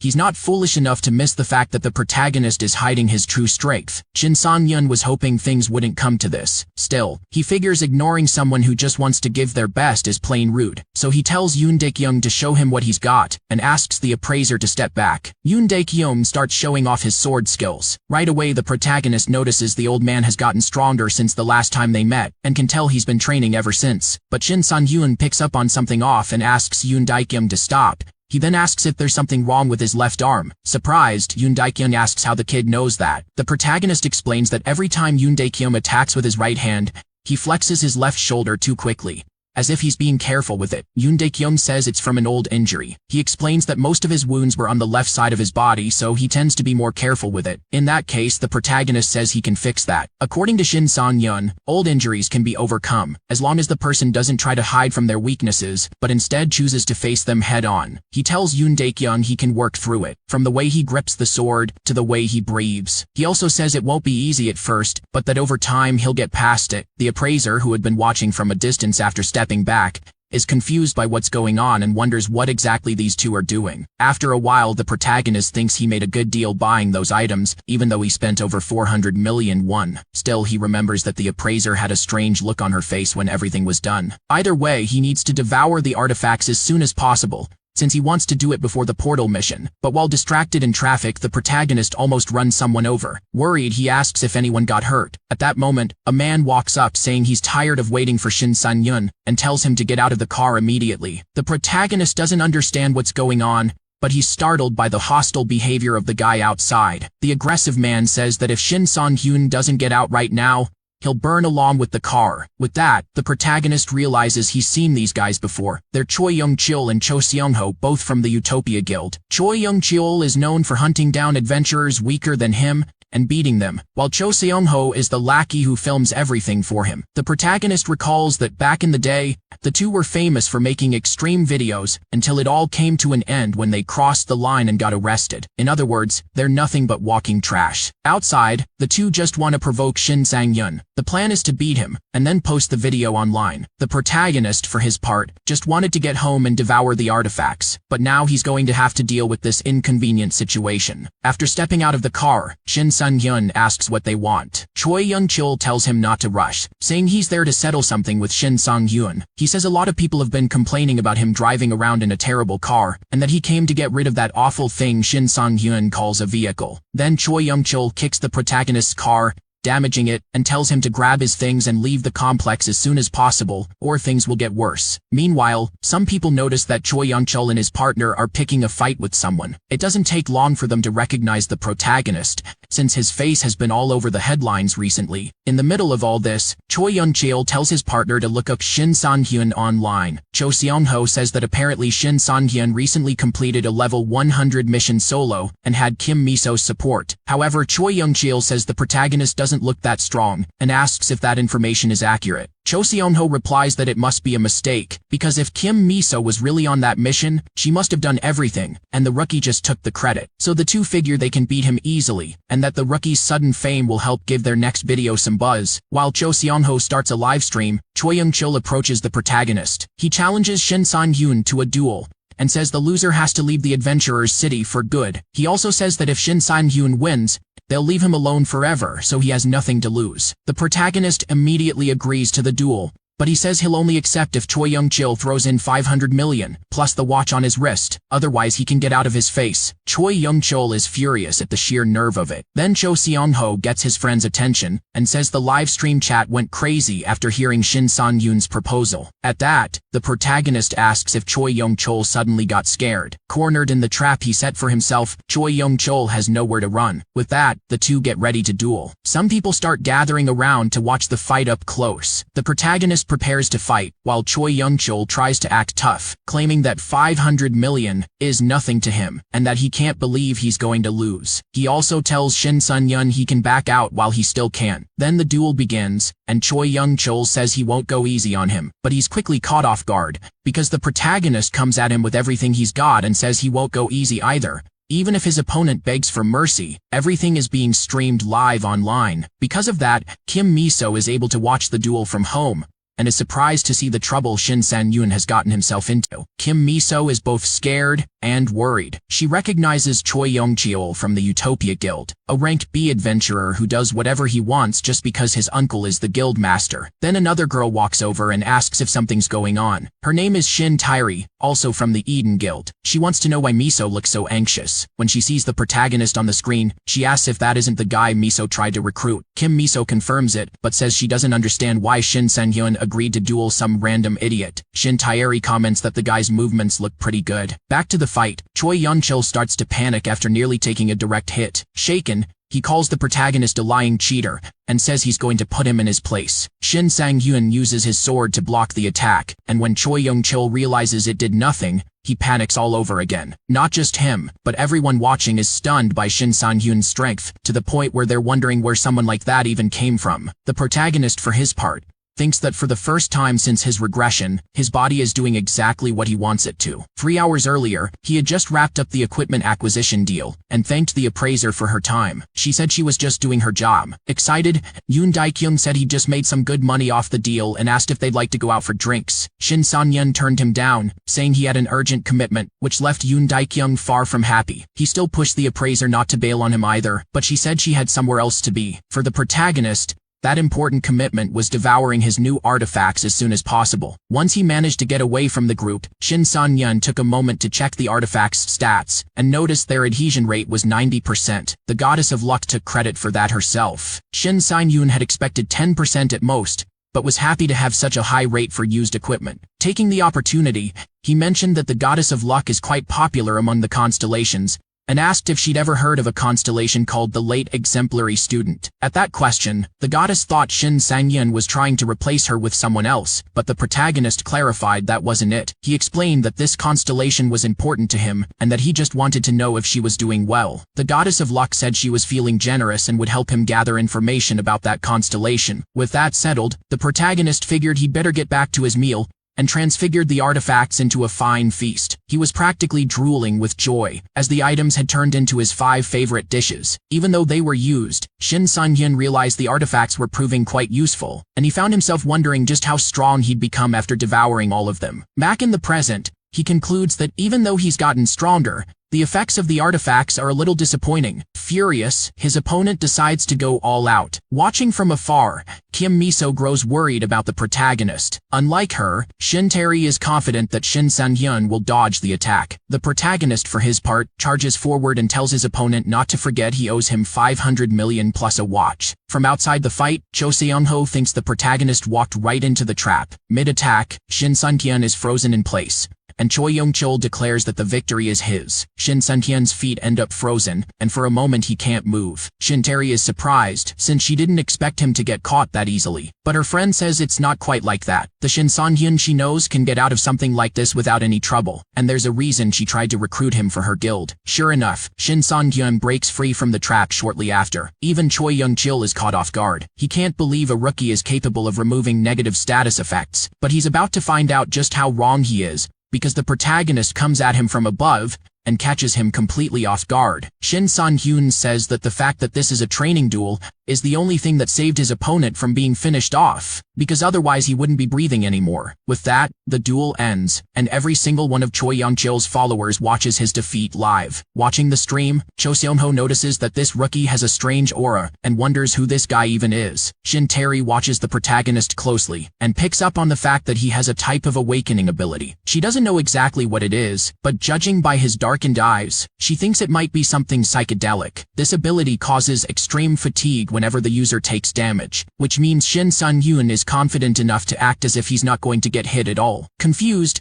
Kim Miso points out that Shin Sun-hyun didn't use that ability the last time they were together. Her friend says there are two possibilities. Either Shin Sun-hyun had no reason to use it back then, or he has a way of picking up new abilities in a very short period of time. Far away, at the appraiser's place, she realizes she missed something in her evaluation. One of the artifacts Shin Seung-hyun bought had a hidden ability, and he should have tested it before using the artifact in combat. She identifies it as a psychedelic ability, but she also notices that the activation rate is extremely low, so he would have needed a lot of luck to pull it off. Little does she know that the protagonist is overflowing with luck, since he made a contract with the constellation responsible for that very attribute. Speaking of Shin Sun-hyun, he asks his defeated opponent if he's going to hold up his end of the deal. Furious, Choi Young-chil thinks he only lost because he let his guard down, since he believed he was up against a simple show-off of a rookie. He refuses to accept the defeat and decides he needs to fight seriously now. He plans to fall back first and then come up with a new attack strategy, because he never would have agreed to this duel if he'd known from the start who he was dealing with. Choi Young-chil blames his friend for giving him false information about the opponent,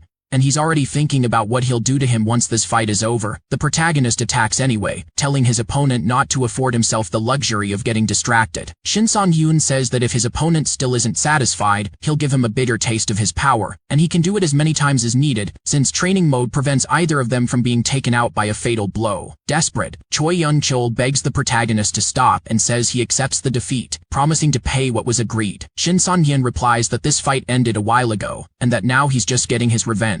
His opponent doesn't understand why, but Shin Sun-hyun says it's all his fault. A flashback takes us back 3 days earlier, when the protagonist went to the dealership where his car was being serviced. The person in charge told him the vehicle had been fixed, but warned that he'd need to get a new car soon, since the current one wasn't going to hold up much longer. Shin Sun-hyun wasn't expecting to hear that. The mechanic explained that the car was old and kept breaking down, and that no matter how attached the owner was to it, he should think about getting a new one. Hearing that, the protagonist actually got emotional, because he was deeply attached to his car. Back in the present, he tells his opponent that he shouldn't have done what he did to his car. Choi Young-chil begs for forgiveness and says he didn't mean any harm. Even so, nothing stops him from taking a serious beating, and the entire crowd around them, along with everyone watching online, gets to see a pathetic man crying while he takes a brutal thrashing. Seeing his friend in that state, Cho Seon-ho starts to panic. At that point, he doesn't care about the audience or any of that anymore. He just wants to get out of there as fast as possible. But to his surprise, someone stops him. His guild manager shows up and says that he and his friend caused a serious problem. Moon Baekhyun, on the other hand, finds the whole situation pretty interesting, since he didn't expect a newcomer to take down Choi Young-chil that easily. With that, the manager turns to Shin Sun-hyun and says he's there to settle everything peacefully, offering compensation for any damage his guys caused. The protagonist then asks exactly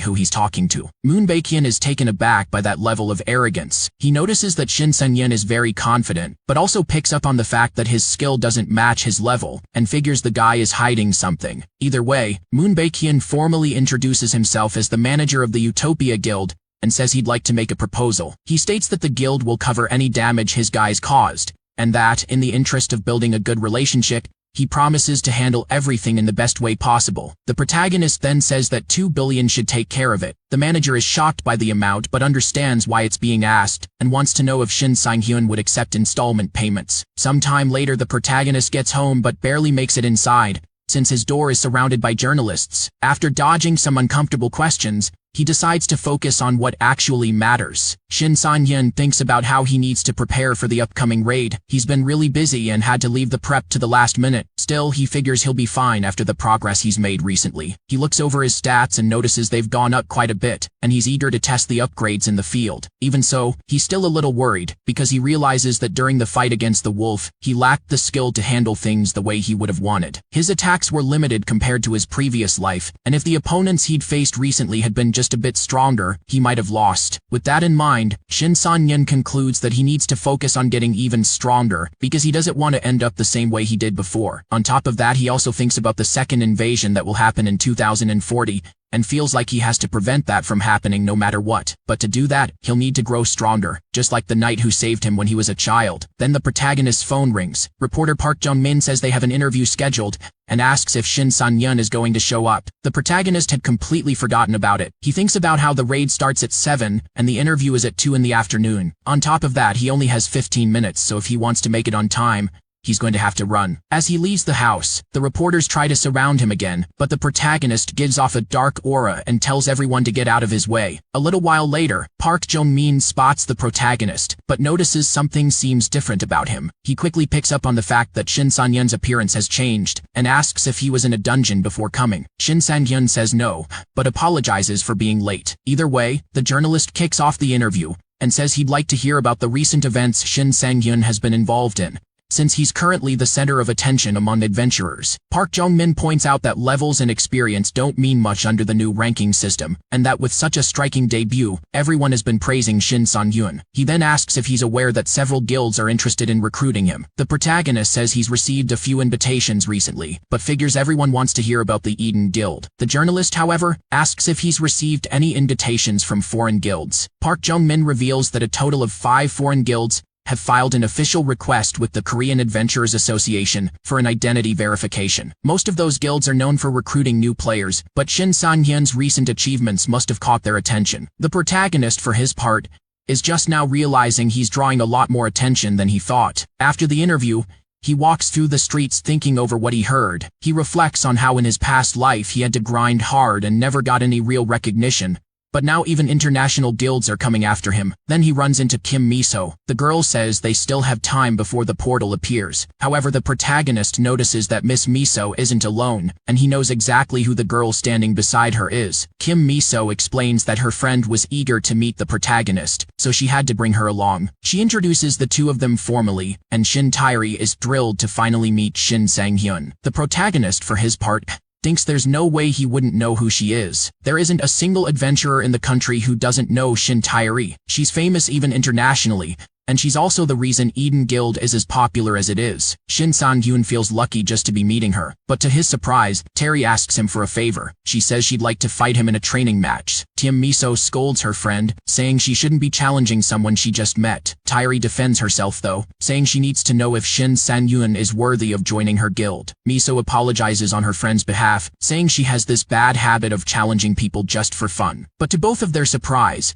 the protagonist says he doesn't mind a duel. He tells them that if they want to get straight to it, he can settle this right now. Shin Sang-hyun adds that it's not every day one of the best players in the country gives a newcomer an opportunity like this. Terry then says her friend has a good eye for recruiting people and lets him know she's ready to start. The protagonist thinks he's no match for Terry, but he also doesn't want to let this opportunity slip away. He knows it won't be easy, even if it's just a training match. Either way, he's not backing down now, and he figures it's better to go all in from the start. Kim Miso, on the other hand, is completely unprepared for this, and she can't figure out how things ended up here. Tairi warns him she's attacking first, and uses a power to move at high speed, which leaves Shin Sang-hyun pretty disoriented. He thinks he can't afford to blink against an opponent like her, because if he does, it's over. Tairi likes what she sees and enjoys the duel, while Shin Sang-hyun does his best to dodge. She tells him he's got good moves, but adds that she still has a few tricks up her sleeve and won't stop until she lands a hit. The protagonist realizes his opponent is both stronger and faster than him, so he starts thinking that, just like he did before, he'll have to block out his vision and rely on all his other senses if he wants to win. When Miso notices this, she calls him crazy for closing his eyes while fighting her friend. She doesn't understand why he's doing it, but Shin Sang-hyun knows exactly what he's doing. The moment Terry attacks, he manages to defend himself. Terry notices how focused he is and says most swordsmen wouldn't be able to pull something like that off. After all, it takes a lot of experience to do something like that. She says it feels like she's up against a veteran. The protagonist then tells Terry she doesn't have to hold back, and asks her to go all out next time. Terry is confused by the request. Shin Sang-hyun explains that he's not trying to be arrogant,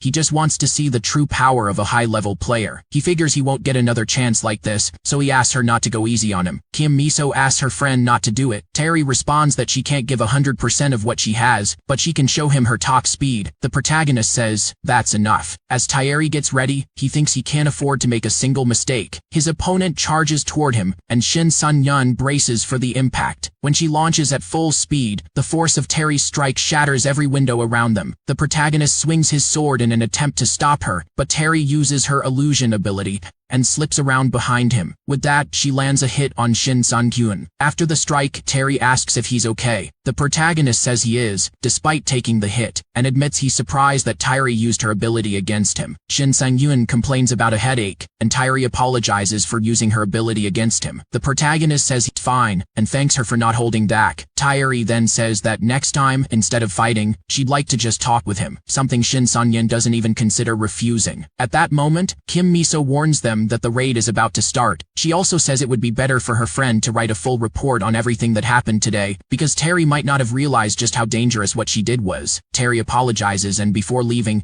asks Shin Sun-hyun to call her when the raid is over. The protagonist, for his part, thinks that whether he likes it or not, this is the first time he's lost a fight since coming back. Even though it was an unexpected encounter, he now feels like he has a new goal he needs to overcome, and he won't give up until he surpasses Terry someday. Sometime later, they arrive at Chunwi Station. In front of the portal, Kim Miso introduces the team. The other two members say it's a pleasure to finally meet Shin Sun-hyun, and he replies that it's an honor to be standing alongside such experienced players. The young man introduces himself as Park Tae-sok, a mage specialized in the ignition ability. Shin Sun-hyun notes that ignition also means pyromancy, the same ability as Choi Young-chol, whom he defeated before. But Park Tae-sok says that unlike others, he spent his entire life conjuring flames, and claims that his are stronger than anyone else's. Even so, he's at stage C of the blue flame and believes he still has a lot of room to grow. The protagonist says the guy seems pretty strong and that he made the right call focusing on a single ability to become a specialist. After all,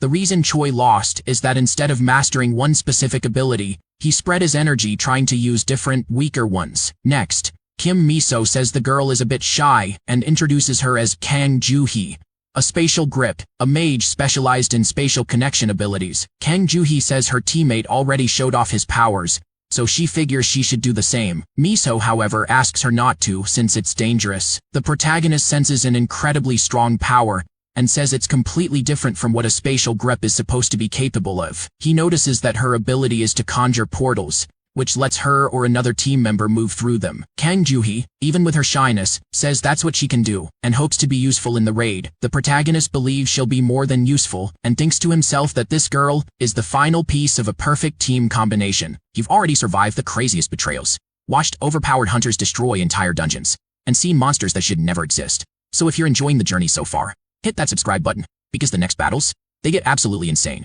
Most viewers watch, but only real hunters join the raid. Subscribe now, and become part of the squad before the next chapter drops. Because trust me, you do not want to miss what happens next. Shin Sang-hyun fights at close range, Kim Miso attacks from a distance, Park Tae-sok covers the gaps, and Kang Joo-hee helps with escape routes if needed. The protagonist thinks all they're missing is a healer for this to be a perfect team. On top of that, he notices the chemistry between them is incredible, and realizes this isn't the first time these three have worked together. To Shin Sang-hyun, that kind of bond is crucial for a team's survival. He's thought that way since his past life, but back in the present, Kim Miso asks what Shin Sang-hyun is thinking about. She hopes he didn't get too hurt during the fight with her friend. The protagonist says he just got lost in his thoughts for a second, but he's ready to keep going now. As they enter, they come face to face with an unknown frozen world. Shin Sun-hyun takes the moment to thank his teammate, saying that if it weren't for Park Tae-sok's heat buff, they'd all be frozen by now. Miso comments that the weather wasn't like this the last time. Then she notices that Shin Sun-hyun has another weapon besides his longsword,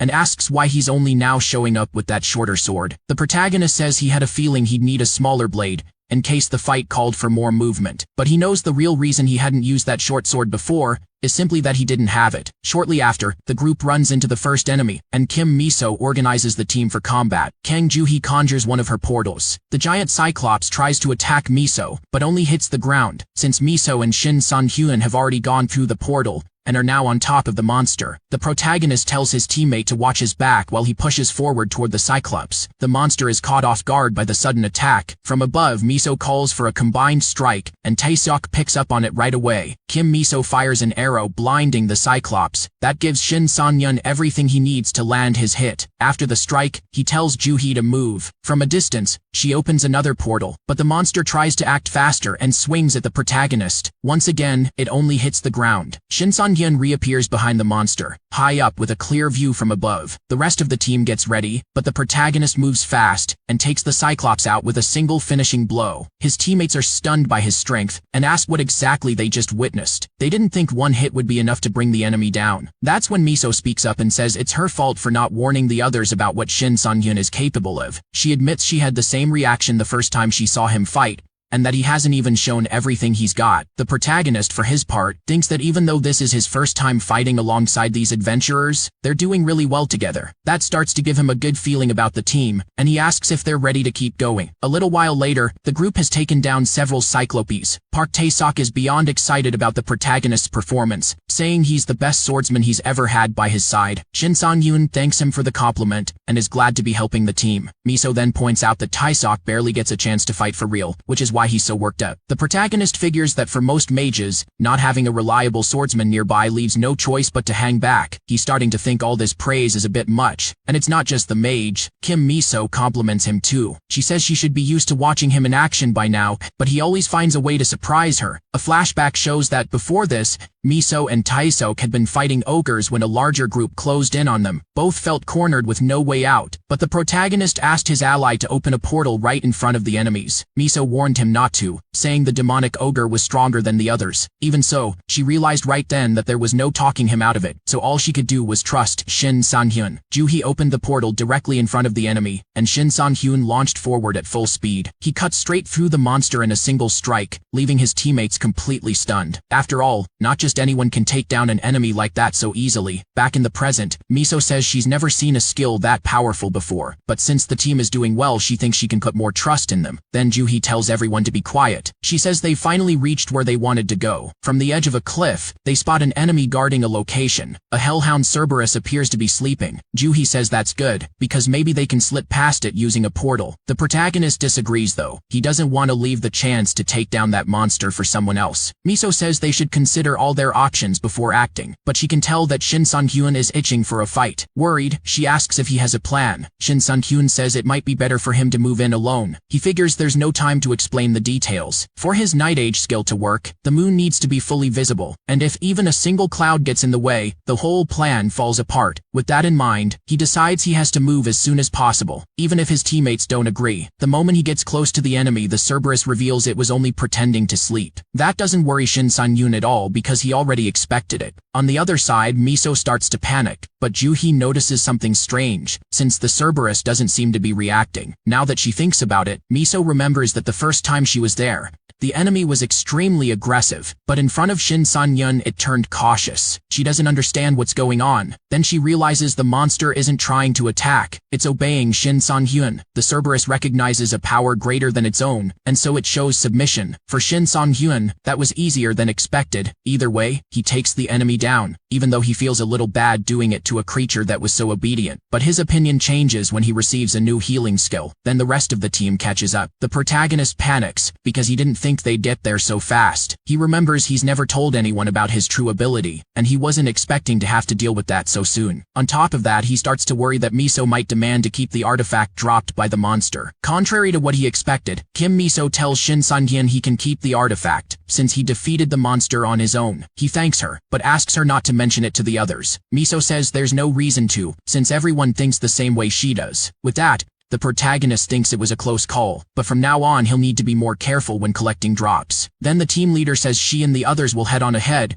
to give Shin Sang-hyun time to prepare. After all, she's noticed that whenever he gets an artifact, he does something with it, and she doesn't want the others to find out. Shin Sang-hyun is caught off guard. Miso says she's known about it for a while. In fact, she claims she figured it out back when they finished their first mission together. As she was about to leave, she wondered why Shin Sang-hyun wanted to stay inside alone. That's when she discovered his secret. Hearing that, the protagonist feels cornered and doesn't know what to say. Kim Miso, for her part, tells him he's an adventurer who performs rituals. She also says that adventurers like that show up from time to time, so there's no reason for Shin Sang-hyun to worry, because his secret is safe with her. After that, she asks the rest of the team to give him some privacy. The protagonist realizes there's been a big misunderstanding, but luckily his real secret wasn't discovered. For now, he figures it's better to devour the artifact quickly before moving on. After a while, the team continues their journey. Juhi opens a portal at the protagonist's request. Miso thanks her for the effort, and Shin San-yoon does the same, saying she was essential to his plan. At that, Juhi asks if this is really going to work, because she doesn't understand why gathering all the defeated monsters in one place would make the dungeon boss appear. Shin San-yoon explains that the boss of this dungeon will do anything for food, and it'll definitely show up to claim such easy prey. Still confused, Juhi asks how he knows that. Dodging the question, Shin Sun-yoon simply asks the mage to set the bodies on fire. After that, the group hides near the bonfire. Tae-seok comments that 20 minutes have already passed and nothing has happened. Right after that, the protagonist spots the dungeon boss and says the enemy has finally shown up. Now everyone needs to get ready for the ambush. The dungeon's final boss is a massive cold brown bear, and it's hungry for fresh meat. As she reads the situation, Kim Miso thinks that Shin Sang-yoon has been the reason the mission is going well so far, but she's starting to believe this situation might be beyond his abilities. In her view, even a strong adventurer has limits, and a dangerous situation like this one has ended more than a few careers. A few minutes earlier, the team had gathered. The protagonist said he would act as bait, claiming it was the fastest and safest way for the group to clear the raid. He explained that most giant monsters share a similar trait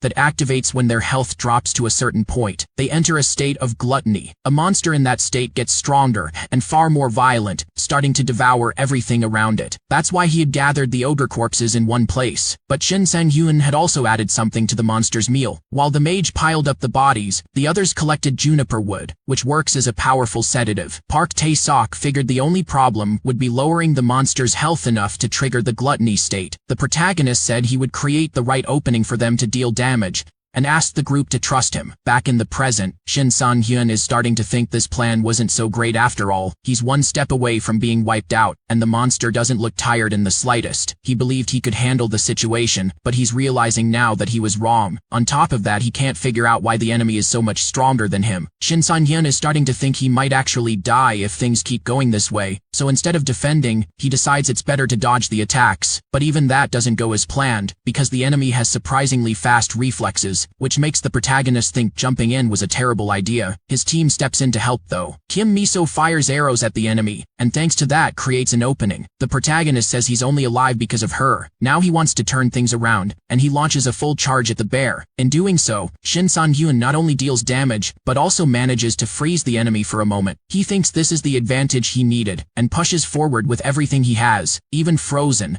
The enemy manages to move. From a distance, Miso says it's Park Tae-seok's turn to act. With that, the mage charges up his flames and warns Shin San-yoon to get clear. The protagonist quickly moves out of range, leaving the bear as the target. When the hit lands, the enemy feels the full force of the blow, enough to shatter its armor. Even Shin Sang-hyun is impressed by that attack. He thinks he's finally managed to bring the enemy's health down enough, and sure enough, the enemy's status shifts to the gluttony form. The bear rises, ready to devour everything around it. That catches Shin Sang-hyun off guard. He was expecting a slightly less aggressive result. From a distance, Park Tae-seok notices that the monster has transformed so much, it looks like a completely different creature. Then the team leader asks how Kang Juhi is doing. Tae-seok says his teammate is still getting ready. Juhi is conjuring a portal much larger than what she's used to. But Tae-seok says their biggest concern isn't Juhi. It's whether Shin San-yoon will survive long enough for the portal to be ready. Back to the protagonist, he thinks the plan isn't going the way it should, and that's a serious problem. His life and his teammates' lives are on the line. In that case, he figures he'd better give everything he has, and he concludes the best way to do that is to face the danger head-on instead of running. Then Juhi says she's finally done with the preparations and is starting the teleport, while Shin San-yoon is on the verge of being devoured. At the last second, the portal hits the enemy and sends it far away. Using that much power nearly makes Juhi pass out, which worries the rest of the team. As for Shin San-hyun, he realizes he took way too big a risk. If his attack hadn't landed, he would have been torn apart by the bear. But in the end, he's glad the plan worked out and that nobody got seriously hurt. The bear tears through its mountain of ogres quickly, then turns its attention to its new prey. But since the meat was poisoned, it doesn't take long for the effects to kick in, and the bear collapses to the ground. Kim Miso thanks the protagonist for his help, since the idea was his. The raid is finally complete, and Shin San-hyun gets the bonuses he earned. The team leader thanks everyone for their work, including Juhi's efforts. Juhi, for her part, says the plan helped her understand the limits of her ability. Shin Sang-hyun thanks her for agreeing to the last-minute plan, and says he hopes they get to work together again someday. On top of that,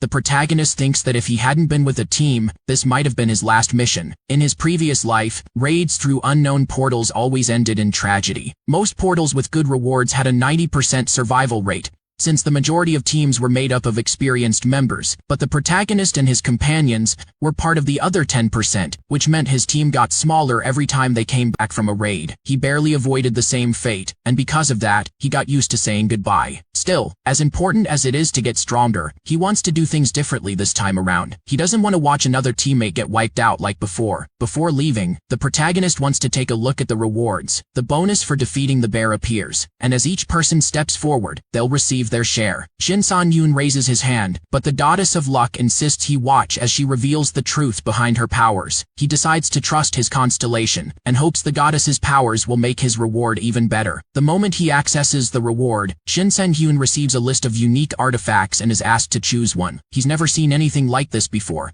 and he's thrilled to be getting such a valuable reward. On top of that, thanks to the Goddess of Luck, a hidden effect exclusive to unique rank artifacts has been unlocked. Shin San-yoon had forgotten, but this was one of the conditions of his contract with the goddess. With that in mind, she expects a proper thank you for her efforts. The protagonist notices his teammates are distracted, and figures it's fine to go ahead and pick his artifact. He doesn't even need to think about it much, since he already had one in mind, and he chooses the Great Spirit Sword of Battle. Shin San-yoon chose that sword because he already knew about its unique attributes, but the moment he grabs it, it immediately drops to the ground. Shin San-yoon wonders why the weapon is so heavy. Kim Miso walks over and asks if something's wrong. The protagonist plays it off and says no. Changing the subject, he mentions that each of his teammates got a great artifact. The group's leader says they only managed that thanks to Shin San-yoon's help, and because of that, they want to pay him back properly. She and the others agree to give him the dungeon boss's magic stone. Shin San-yoon says that's not necessary, but Joo-hee argues that everyone agreed on it, since they wouldn't have made it without him. The protagonist then thanks his teammates for their generosity. He thinks that adding all the rewards he earned plus the stone, the total resale value comes out to around 150 million. Just thinking about it, he's laughing on the inside. Either way, they finally step out of the portal. Kim Miso invites the protagonist to a celebration, but he thinks it's better to save that for another time. Miso says they'll see each other again, so it's no problem, but she asks if she can call him whenever she needs to. As much as he wanted to say no, Shin San-yoon thinks he shouldn't, so he agrees to stay in touch. Grateful, Kim Miso says her goodbyes. Shin San-yoon is caught off guard by her reaction,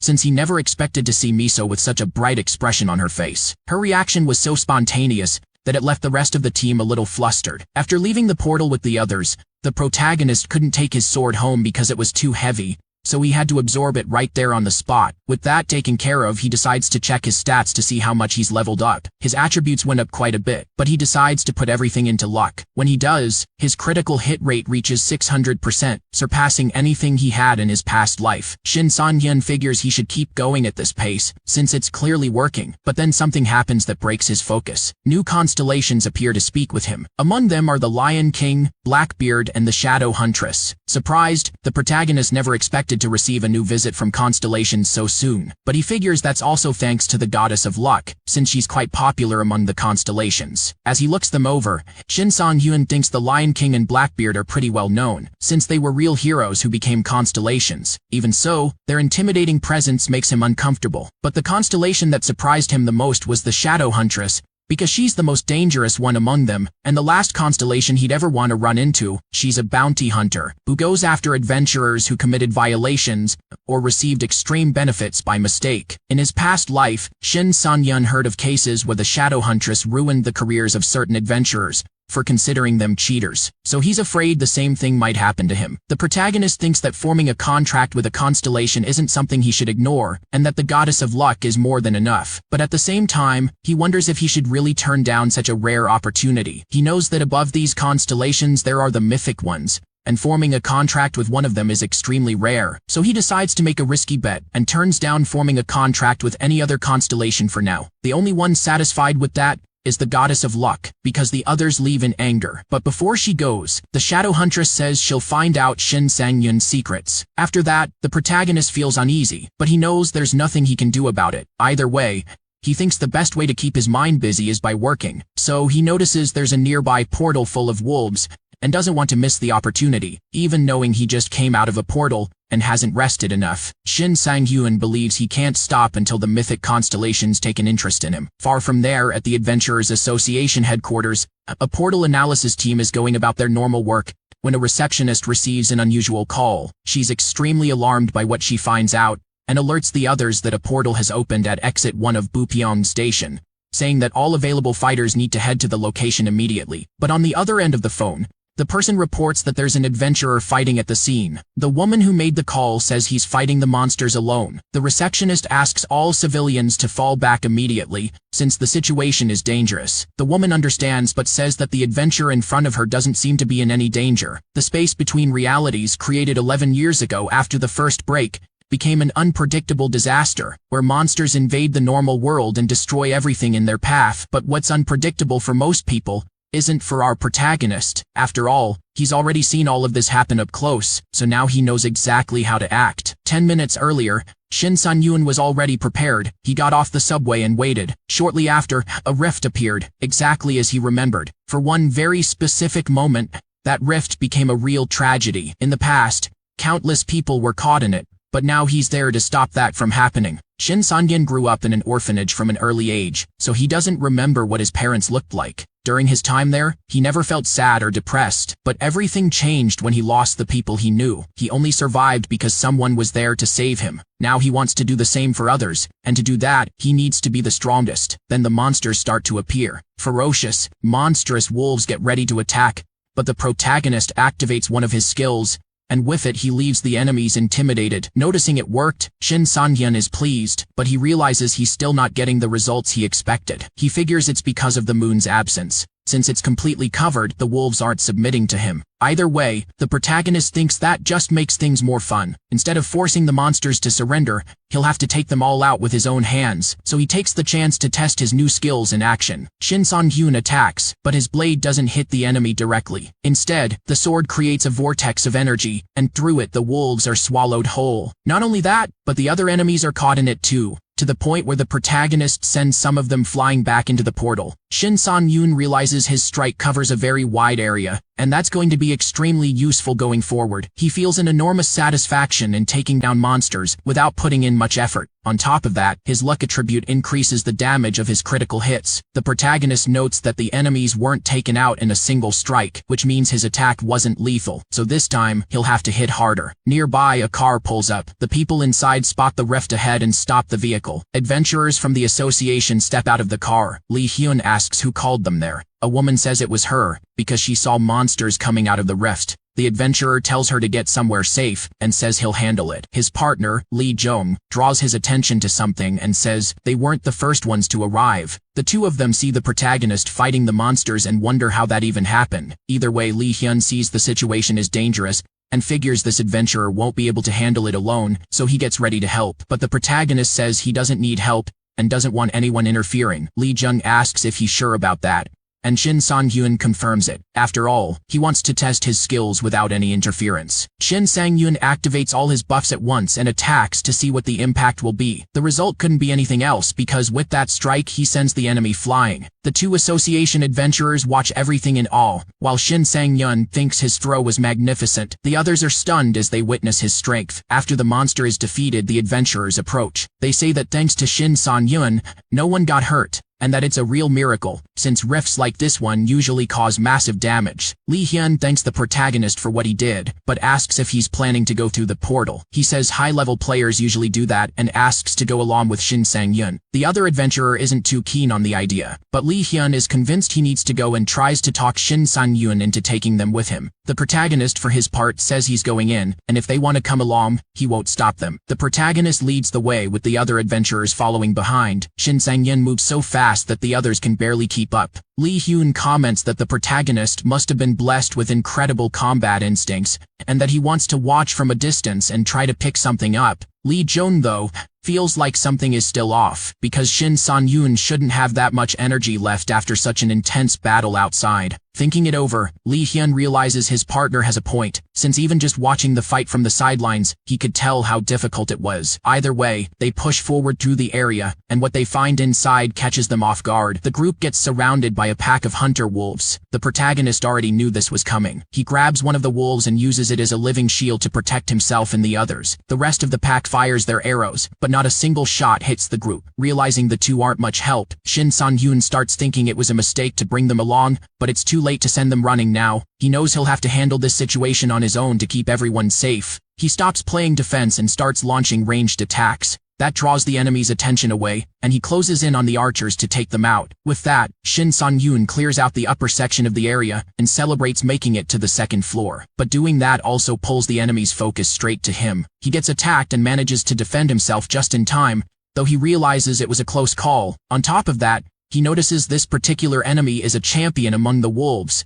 In other words, a boss. This champion knows how to use a shield, and unlike other monsters, fights with actual strategy. Seeing that, the protagonist knows he'll need to be precise, because one mistake could be the end of him, so he works on reducing the damage while blocking the enemy's attacks. Shin Sang-hyun lands a strike so powerful, it punches right through the enemy's shield. Even he is surprised by his own strength, since he didn't expect his attack to be that effective. Not only did he destroy the shield, he landed a clean hit and took the monster down with relative ease. He figures it must be the full moon buff. If that's the case, Shin San-hyun thinks wiping out the rest of the wolves will be even easier. While the adventurers are struggling on the first floor, the protagonist clears out every enemy in a matter of seconds. After that, he finds a pair of swift shoes, an item that boosts the user's speed. He knows cobalt wolves tend to drop items like these, and the timing couldn't be better. He then checks on his two helpers and notices that, despite the trouble they ran into, both of them did better than expected. Shin San-yoon presses on with the raid, thinking the finish line is going to be easier to reach than he thought. A while later, he arrives at the entrance to a chamber and figures it can only be the final boss room. The place is both an arena and a treasure room. Walking in, Shin San-yoon is stunned to see so much gold scattered across the floor. He doesn't think twice before trying to collect it all, but it was just a distraction, because the boss had been lurking in the shadows, waiting for its target to fall into the trap. The boss fires its crossbow, trying to catch the protagonist off guard, but his reflexes let him get out of the way just in time. Right after, Shin Sang-hyun goes on the counterattack and tries to land a hit with his sword. The enemy manages to dodge, which catches the protagonist off guard. That's when he realizes he's up against an intelligent enemy, and he's not wrong, because this enemy is the Kobold Emperor, the supreme leader of the wolves. The enemy fires again, and Shin San-hyun barely manages to avoid getting hit. He realizes that if he's not careful with this opponent, he's going to be in serious trouble. On top of that, he decides this enemy is pretty annoying for putting up this much resistance. Outside, the two adventurers notice the fight has already started on the other side of the door. They come in apologizing for being late, but freeze when they see who Shin San-yoon is up against. Just the enemy's aura is enough to fill them with dread. They're so shaken that they can barely move. That means it's up to the protagonist to handle things on his own. Shin San-hyun attacks, telling the enemy it was a mistake to dare ignore him. He swings his sword and lands a hit on the boss, but even after taking the blow, the monster is barely scratched thanks to its resistance. The protagonist realizes he's going to have to push a lot harder if he wants to bring this enemy down, and to make things worse, he's going to have to babysit, since the two adventurers are completely useless at this point. He notices that the monster's negative aura was enough to paralyze two S-rank adventurers, which puts this enemy in a whole different league.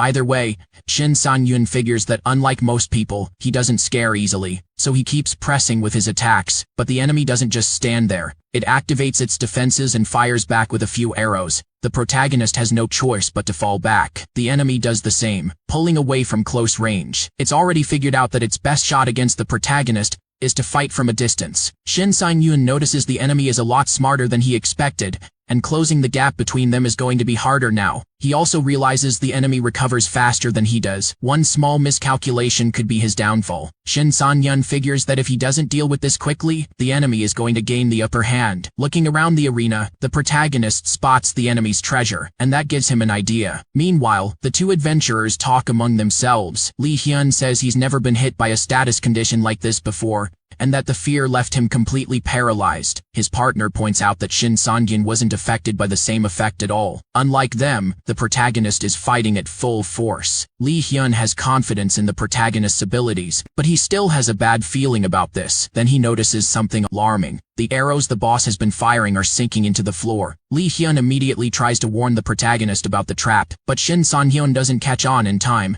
He steps onto the pile of gold and instantly feels his feet being pulled under. The enemy has its target exactly where it wanted, and fires again. Shin Sang-hyun tries to react, but he's completely cornered. Because of that, the arrow finds its mark. Then the enemy moves in to finish the job, but the protagonist surprises it, saying he has a few tricks of his own up his sleeve. Shin Sang-hyun tells the enemy that if it were truly intelligent, it would have noticed he had stopped dodging the attacks. Now it's time to turn things around. He charges a special ability into his sword and strikes, tearing through the surroundings and dealing serious damage to the enemy. From a distance, Lee Jung notices that the protagonist used the gold coins scattered across the floor as projectiles against the enemy. From Lee Hyun's perspective, he's witnessing something he's never seen before, because he's never come across a player with combat instincts this sharp. The protagonist then closes in on the boss and tells it that it's the most persistent enemy he's faced so far. But that doesn't mean he's giving up. Furious, the enemy tries to attack, but in doing so, its weapon is destroyed. Left completely vulnerable, the boss takes a fatal blow from its opponent. After finally defeating the boss, the protagonist gains new attributes and levels up. On top of that, he also gets some great drops. When he checks what the boss left behind, Shin Sang-hyun realizes these items are much better than usual,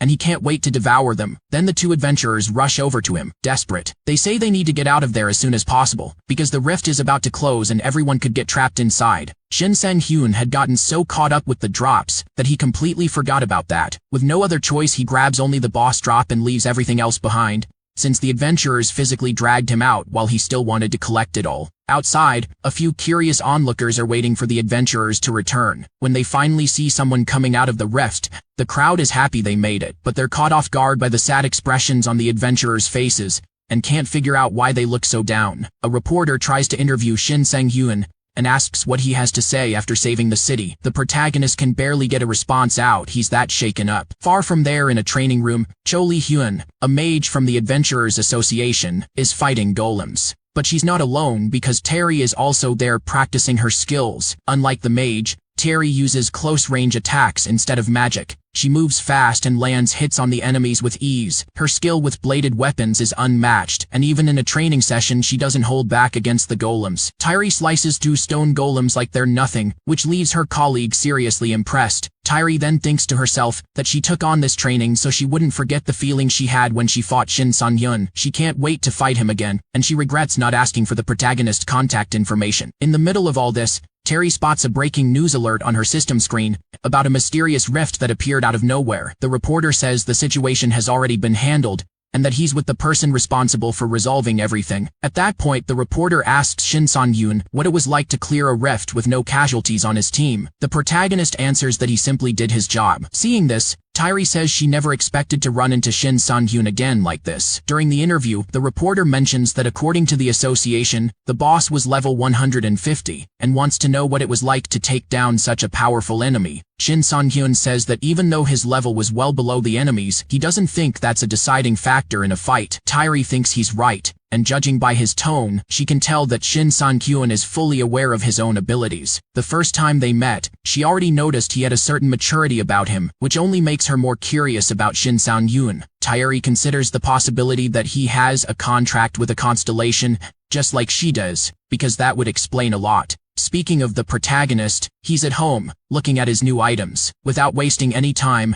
Shin Sang-hyun enters the unconscious space and gets excited, because it's finally time to devour everything. Shin Sang-hyun recalls that when the age of players began, most warriors fit the stereotype of a bodybuilder. Over time though, as new monsters started appearing, those who only cared about physical strength and ignored everything else became easy prey. But things changed when Gyeong-su, the sword demon, appeared for the first time, because he proved that physical strength wasn't the only attribute an adventurer needed. Gyeong-su gave up heavy armor and a bulked-up body to create a perfect balance of strength and mobility.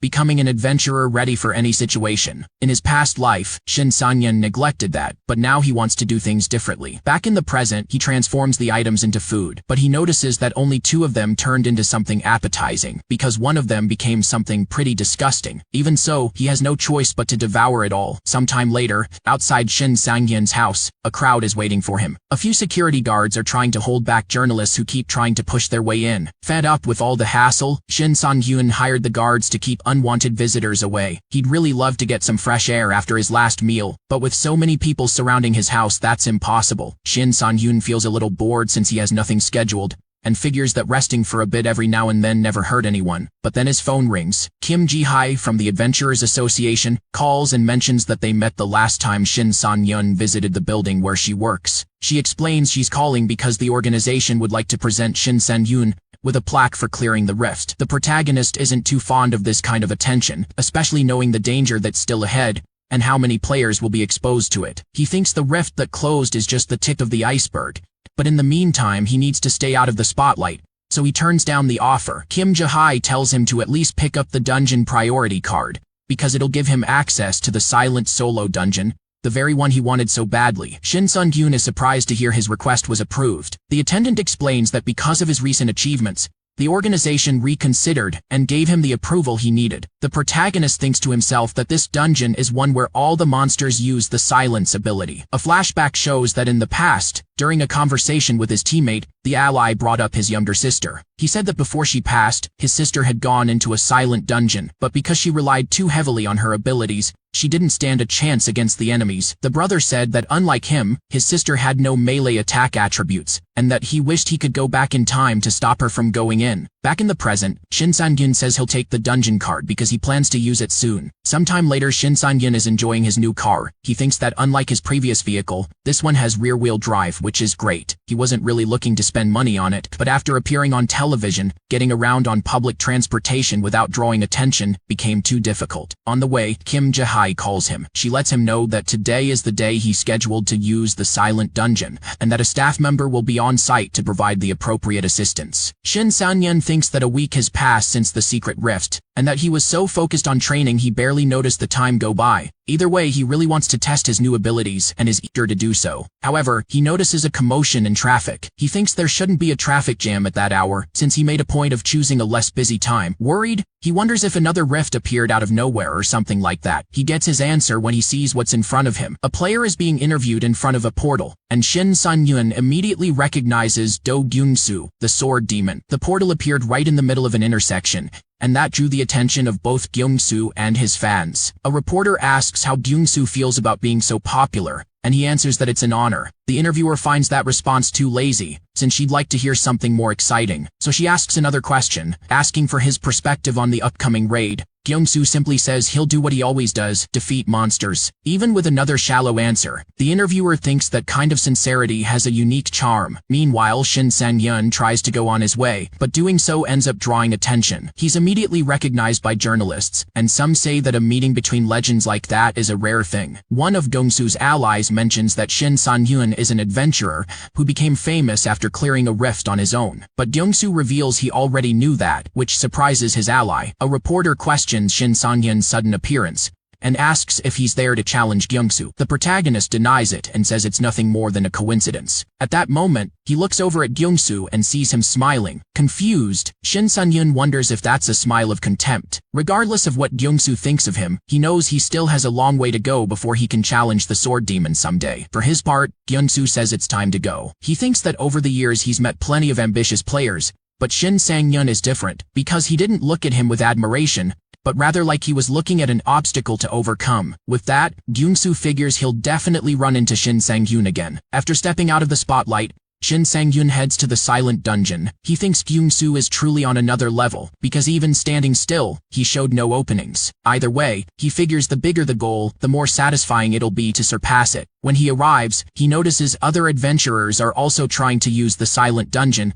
but Kim Ji-hai's team is keeping them away. He walks over and asks what the commotion is about. Irritated, one of the adventurers says that just because he got famous, Shin San-gyun shouldn't get special treatment, since there's a code of honor among adventurers that has to be respected. Shin San-gyun thinks everything is playing out just as he expected. He had some doubts about the dates, but he can see his memory didn't fail him. He remembers that this is the day his teammate's sister died in the silent dungeon. He just didn't know she was such a hot-headed girl. He concludes that the siblings' personalities are very different, practically opposites. Either way, he figures there's no reason to hold back and he'll take a firm stance. With that, he tells her that no matter how wronged she feels, that doesn't give her the right to talk to people that way. He also says he's acting according to the schedule set by the association itself, so he's not doing anything wrong, and that he doesn't want to waste any more time talking, because he's going into the dungeon. The girl doesn't back down and says she won't forget this easily. Either way, Shin San-gyun enters the dungeon alone. Right away he picks up a rotten smell, but he knows that's no coincidence, since every monster in there is undead.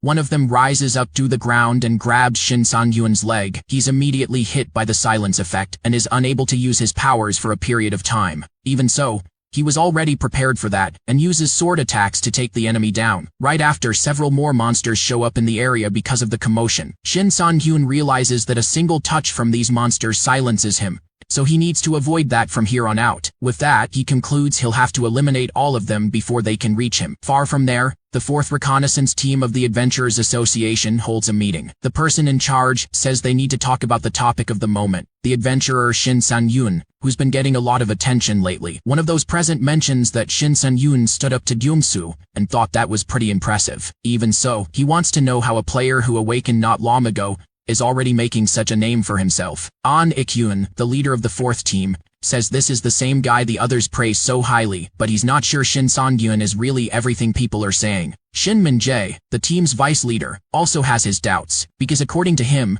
impressive players show up all the time. Since they don't know the full scope of Shin San-gyun's abilities, they need to hold back when it comes to judging his achievements. Lee Ga-hee disagrees though, arguing that Shin San-gyun doesn't seem like someone who manipulates or lies. Some of those present think this is the 100th time Miss Lee has disagreed with the vice leader, and they get a little anxious waiting to see how he'll react. The team leader asks if Lee Dae-hee has something to share. She's the team's strategist, and she says she's been following Shin Sen-yun personally. Over the past few days, she put together a breakdown of his data, and recommends everyone do the same, because once they do, they'll reach the same conclusion she did. Shin San-gyun is not your average adventurer. She pulls up the growth charts of a typical player, then shows Shin San-gyun's charts, making it clear just how much he's progressed. Seeing that, many of them can't believe the numbers. The vice leader claims Lee Ga-hee has lost her ability to evaluate a player's skill objectively.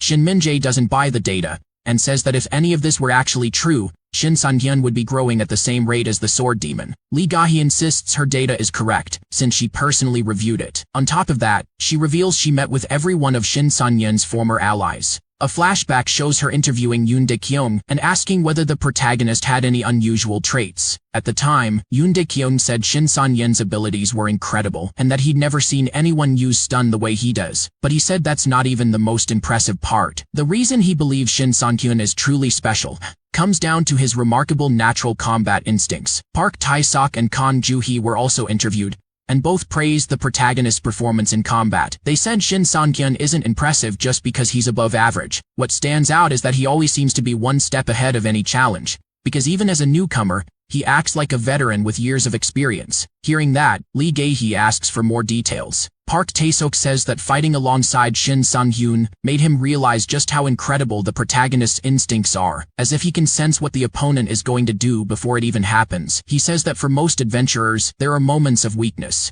but Shin Sang-hyun fights like his body moves before he even thinks about it. In other words, it's as if he has a sixth sense built specifically for combat, something a normal adventurer would need years of training to develop. No matter what situation Shin Sang-hyun finds himself in, he always finds a way to come out on top, making even the most powerful enemy look weak against him. After hearing everything, Lee Ga-hee sums up the protagonist's core ability as an instinct that borders on seeing the future. Back in the meeting, she says that even as a newcomer, Shin San-hyun's abilities are compared to those of rank A players or beyond. Lee Ga-hee believes there's even a possibility that Shin San-hyun is rank S. The vice leader doesn't buy that claim. On top of that, he says no one has the ability to predict the future, let alone know where a rift will appear before it even opens. Lee Ga-hee, for her part, said the most accepted theory is that Shin San-hyun somehow traveled back in time. The team leader understands that Shin San-hyun is genuinely skilled, but thinks that theory doesn't hold up. Either way, he says that from now on, Lee Ga-hee will be in charge of keeping a personal eye on Shin San-hyun,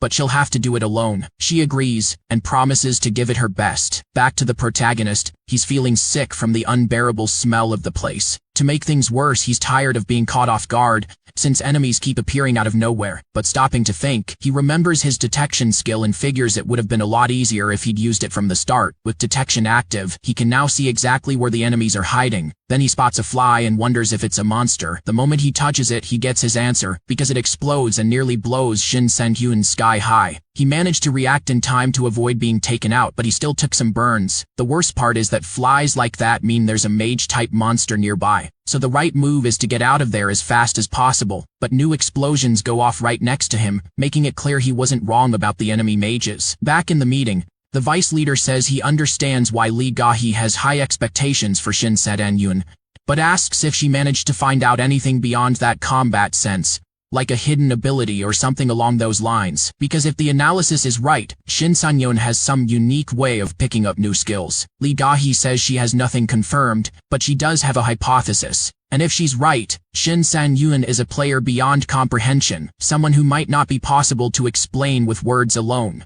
A few days before entering the silent dungeon, Shin Sang-hyun had been training to get ready. On top of his regular training, he ran simulations of the fight he had with the previous boss. After 3 days of that, he came to a conclusion. Aside from special circumstances where consuming artifacts is possible, the way to pick up new skills is pretty straightforward. Consistent training. But that only works for passive skills, since active ones only show up during combat or as monster drops. Most players don't share that information, because the conditions for active skills to appear are very specific. Shin Sang-hyun, though, has years of experience behind him. The mages who tried to blow him up hadn't counted on that. They definitely didn't believe anyone could escape their trap, so they start launching new attacks, hoping to take out the intruder. Shin Sang-hyun, for his part, thinks it took him long enough to acquire his defensive sword skill. The only downside is not being able to move forward while using it. But to him, every rule has an exception, and he's willing to take the risk. With that, he combines his attack and defense skills and pushes toward the enemies. The mages try to counter with magic and pull off a coordinated strike,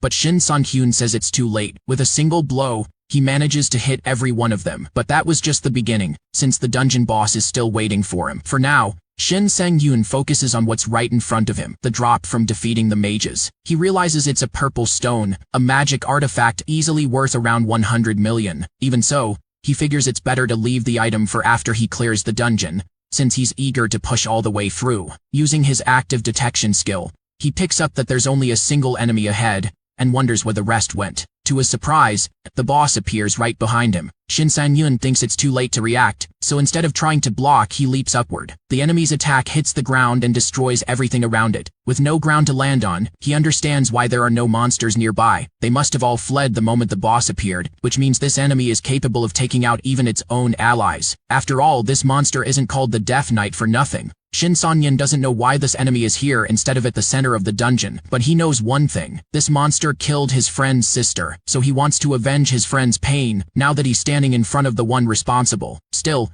even as an intermediate boss, the Death Knight is no pushover, and every strike it lands reminds Shin Sang-hyun exactly who he's up against. As the name suggests, this knight rose from death itself, the soul of a knight bound to an immortal body. Its main ability, called Swap of Silence, is always active, and anyone hit by it is automatically silenced. That's why the association doesn't let just anyone enter this dungeon, because the risks are far too high for those who aren't prepared. On top of that, Shin Sang-hyun knows very well that even though this dungeon is classified as dangerous, it's far more challenging than the association lets on. The real threat lies in the soul trapped inside the Death Knight, because if that soul belonged to a highly trained knight, the difficulty spikes dramatically. In his past life, the association took too long to figure that out, and because of that, many people died trying to clear this dungeon. After the change, only Rank A and Rank S adventurers were allowed inside. Shin Sang-hyun himself never dared to take on this dungeon back then. Now that he's feeling firsthand what others went through, he's almost regretting his decision. By rushing into a challenge this big, he put himself in unnecessary danger, and it could cost him his life. But this isn't the first time Shin Sang-hyun has faced death, and he's already tired of it. Still, he realizes old habits never really die, because whenever he's in real danger he ends up doubting his own abilities, and he concludes that if he keeps thinking that way, he'll never truly change. So he knows he can't back down now. Instead, he's going to face the danger head-on, even if that's the last thing he does in his new life. The enemy notices that Shin Sang-yoon is weakened and tries to land a finishing blow, but he manages to dodge. Even so, he knows he needs to recover some of his stamina to keep fighting. Right after that, he spots more enemies nearby, monsters hiding in the area. And on top of that, he catches sight of an exit. Without hesitating, he makes a run for the gate. On the way, he gets surrounded by zombie monsters. Shin Sang-yoon was already expecting that and isn't surprised, but he still has to fight. He jumps straight into combat against the zombies, though he notices the boss is closing in. Either way, he uses the smaller monsters to his advantage, taking them down to recover stamina. But it's not enough yet, so he decides to push forward. After all that running, he reaches a different arena. The place is crawling with monsters, which is actually good news since he can use his ability and recover stamina by defeating the mobs. But the boss catches Shin Sang-yoon off guard, arriving at the location much faster than expected. The enemy attacks and he dodges, but then he realizes the strike wasn't aimed at him. The knight was targeting the other monsters. He had figured out that Shin Sang-yoon was using the zombies to recover and wipe them all out before he could do it again. Now, he has the protagonist exactly where he wants him. That puts Shin Sang-yoon in a desperate spot because his plan has failed. With no other option, he falls back and decides to fight with what he has, even without enough attack power. He goes on the offensive, knowing he can't keep running forever. But as he does, he gets caught off guard again. The enemy anticipated the move and struck first. The hit lands hard, and Shin Sang-yoon takes severe damage. The little stamina he had left is nearly gone from that one blow. Even so, he knows he can't give up. In that moment, he thinks back to his past, to the time he watched his friend die in his arms. The allied knight made one last request, asking to be buried beside his younger sister. Shin Sang-yoon tried to keep him alive, but his friend already knew he was going. There was nothing to be done, and he carried the guilt from that loss for the rest of his life. Back in the present, he's standing in front of an opponent who is clearly stronger than him. He thinks he made a mistake by underestimating the enemy. He believed he was ready to face someone like this, and he rushed in without preparing properly. But that doesn't mean he's gonna give up now, because this is a fight for his life. For him, it's not just about revenge for what happened in the past, it's about proving something to himself. Shin Sang-yoon knows he couldn't protect the people he loved before, and to make sure that never happens again, he can't back down from a challenge. At first, he thought his skills were simply inferior to the enemy's, but he just realized something. The real reason the enemy has the upper hand is something else entirely. As the monster attacks, Shin Sang-yoon keeps dodging. He doesn't stay in one place, forcing the enemy to move faster and faster. Shin Sang-yoon figures that if the enemy can't land a hit, all that raw power becomes irrelevant. So he strikes back, going for a critical hit, and it connects. His charged attack stacks 600% damage and lands square on the knight. Even so, the enemy still isn't down, and Shin Sang-yoon knows it. He's not going to make a big deal out of it, since he knew from the start this wouldn't be easy. Realizing he's at a disadvantage, the enemy tries to use his remaining flames to self-destruct. Shin Sang-yoon is confused, not understanding why, since he expected the boss to fight to the very end. But when he sees how much energy the enemy still has left, the truth hits him. The knight is planning to blow himself up and take everything around him with him, including Shin Sang-yoon. Once Shin Sang-yoon figures out the enemy's real plan, he knows he can't get close, because if he does, he dies too. It's the kind of desperate trap a cornered prey sets when it sees no way out. Even so, he's not about to let himself get caught in it. Knowing he only has a few seconds to get away, he bolts as far as he can, but the moment he does, the boss starts chasing him. The enemy isn't giving up on taking Shin Sang-yoon down with him, so on top of running he has to dodge the attacks coming his way. He manages even though it's not easy, but the knight is relentless and keeps trying to drag him into the blast. Then the boss charges up a special attack. He has the ability to control his sword from a distance, and he's planning to use it to hit Shin Sang-yoon. Shin Sang-yoon manages to avoid the strike and sends the enemy's sword flying. Even so, the boss doesn't stop and keeps up the chase. Shin Sang-yoon tries to run as fast as he can, but his internal organs are screaming at him to stop. Either way, he knows he has to keep going no matter the risk. On top of escaping the monster, he's also racing against the clock. Then he trips and goes down, leaving himself wide open in front of the enemy. Desperate for a way out, he tries to think fast, because he knows exactly what happens if he doesn't get out of this. Back in the past, he had entered this same dungeon and cleared out a wave of zombies along the way.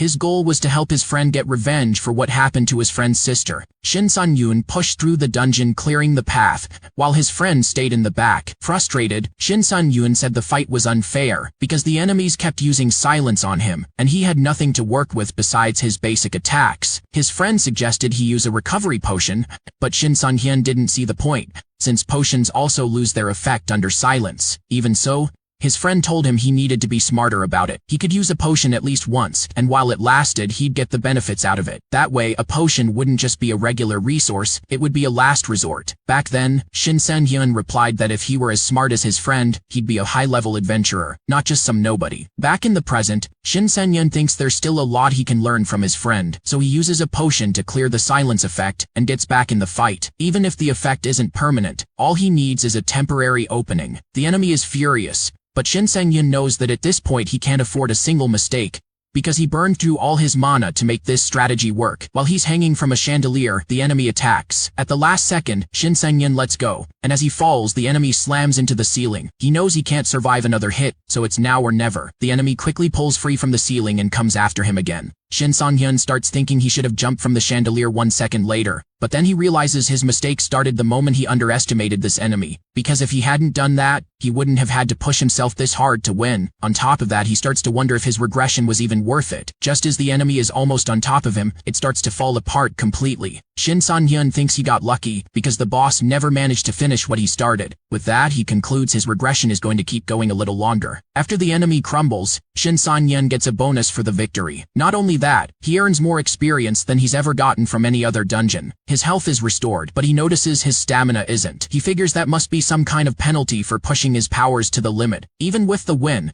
he thinks taking down that boss was anything but easy. He reflects on everything he went through and comes to a conclusion. From now on, he needs to focus more on his psychedelic ability. Right after that, though, the consequences catch up with him. Overdoing it with his powers leaves him in extreme pain in his internal organs. On top of that, using the psychedelic ability comes with the chance of a penalty being applied, and that's exactly what's happening now. Shin Sun-hyun knew that if he hadn't done it, the monster would have killed him, but what saved his life before is now destroying him from the inside. Meanwhile, outside the dungeon, Kim Ji-hai is anxious about Shin Sun-hyun. Unlike her, the other adventurers just think he's taking a long time to come out. Some of them figure something bad might have happened, but the girl leading the team doesn't care. She says that whatever happens inside a dungeon is entirely the result of each adventurer's own choices, and all she wants is her turn to go in. While the protagonist lies unconscious on the floor, the remaining zombies see an easy target and close in to devour him. But the goddess of luck steps in on Shin Sun-hyun's behalf. Her presence scares off every last enemy. She then tries to wake the protagonist,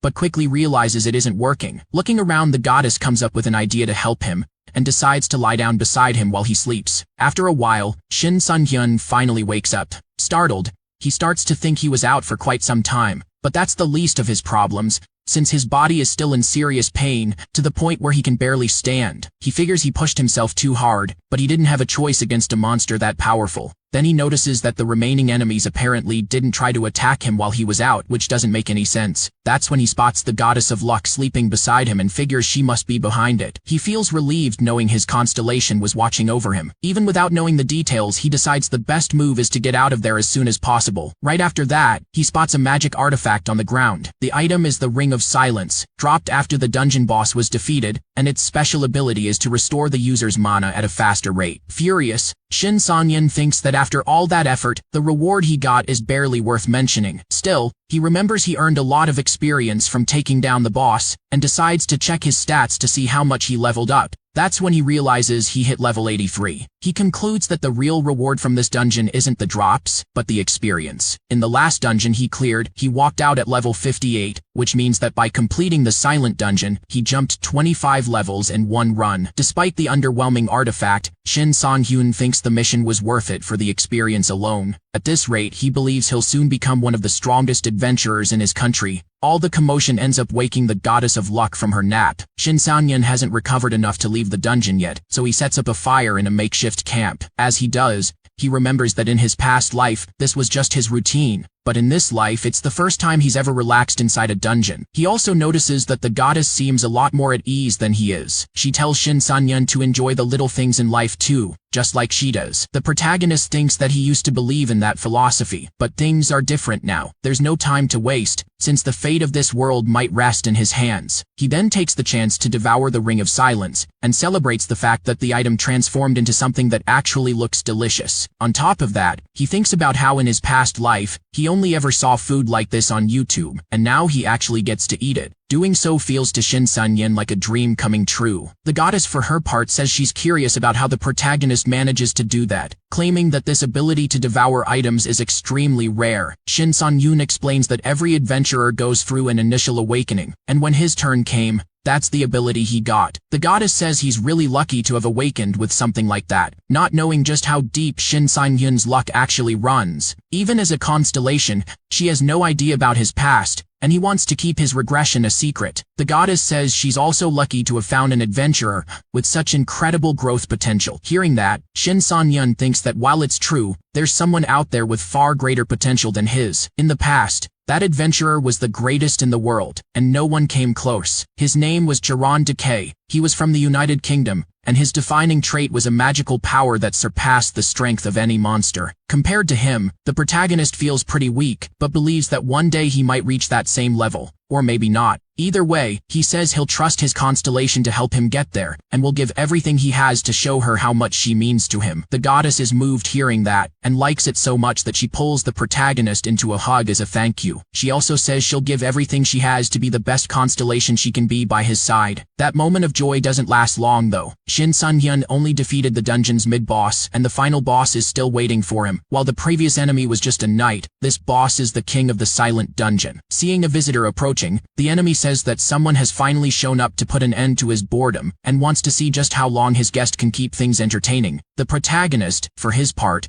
notices that the enemy didn't attack them and waited for them to come to his door. Shin Sun-yun is grateful for that, since it gave him enough time to recover, and now he's more than ready to fight. On top of that, this time he's not alone, and because of that, he's ready to clear this dungeon once and for all. The fight kicks off and the boss goes all out, saying that every time the rats run the moment they see him, but in the end they all get crushed, and this time won't be any different. Almost immediately the protagonist barely dodges a magical attack. Shin Sun-yun realizes these attacks are cutting off every opening, making it nearly impossible to move in. On top of that, he knows he can't keep dodging forever and needs to find a way to strike. He has mana to work with, but he can't waste it on attacks that won't land. Taking a moment to think, he figures out that the enemy's strategy is to drain the target's mana before they ever get a chance to use it. And honestly, it's not a bad plan. The enemy, for his part, is convinced his victory is already secured. After all, there's no way a rat, good for nothing but entertainment, can beat a king on his own turf. So he keeps attacking relentlessly, showing just how deep his mana reserves run.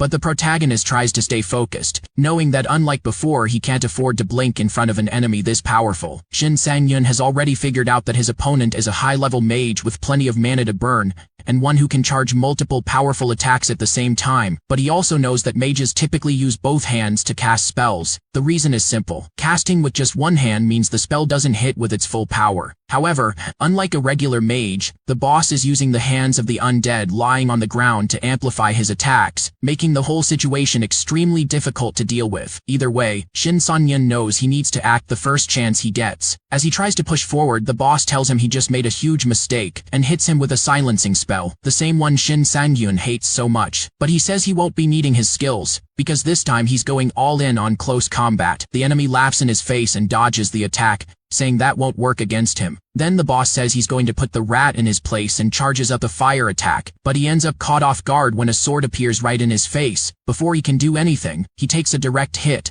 and can't understand how that just happened. The protagonist, for his part, says that luck is his greatest ally. The enemy goes down after taking the hit and can't accept the defeat, wondering how any of this could have happened. Shin Sun-yun tells him that for a king, the boss isn't very perceptive, and reveals that he has a skill capable of countering the silence. The boss says he already knew that, since he had been watching the protagonist during his last battle. Not only that, but he had also studied the protagonist's fighting patterns and mana capacity, and concluded he had everything he needed to win. So there was no way he could have made a mistake, because his calculations were perfect. The protagonist then says that sometimes even a lowly rat can end up surprising its predator. Outside, the girl who had been anxious to enter the dungeon notices someone coming out. She immediately spots the protagonist and says he finally made it out, but Shin Sang-yoon is confused, because outside there's a much bigger crowd than when he went in, and he asks what's going on. Several reporters try to interview him, asking what happened in there. Meanwhile, a medical team tries to examine him, and even asks for his blood type in case a transfusion is needed. The protagonist can't understand why there's so much commotion. Nearby,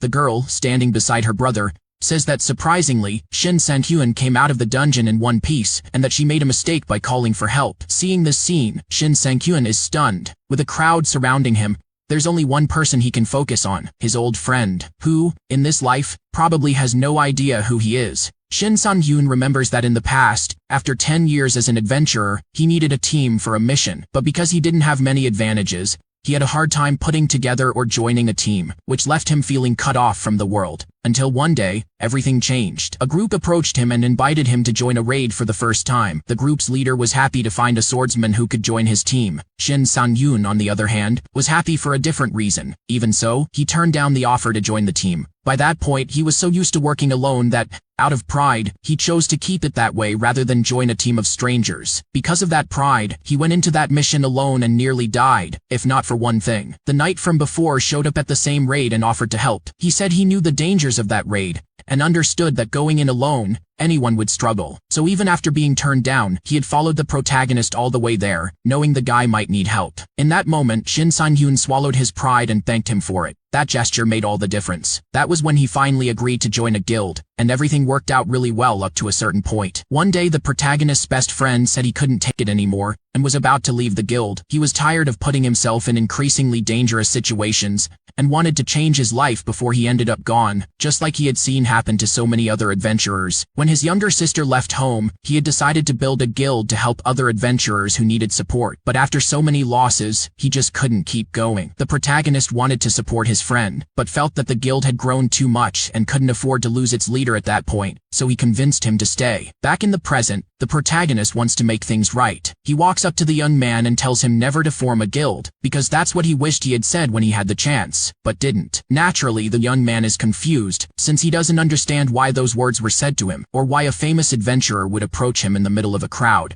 He says his memory is a bit fuzzy, and asks the protagonist if they know each other from somewhere. Furious, the young man's sister confronts the protagonist just for speaking to her brother, which makes Shin Sang-hyun step away from them for good. Far away, in a residential dimension for monsters, a group of individuals are talking as they walk, until one of them says that these people are perfect for his plan. Back on Earth, the news announces that the adventurer Shin Sang-hyun has just cleared the famous Silent Dungeon on his own, despite all the dangers. The reporter informs that Shin Sang-hyun warned the association that the dungeon is more dangerous than previously believed, and that the boss there is more powerful than any ordinary monster. Watching this, the protagonist realizes the association is already on it, and believes no other adventurer will be stepping into that dungeon anytime soon. He thinks about how he barely made it out in one piece, and that what he gained from clearing the dungeon was more than just experience or items. A flashback shows that before leaving the dungeon, he got more information about the late bloomer model student constellation. On top of that, he also obtained powerful items and an inventory backpack. The final boss dropped better loot than the previous one,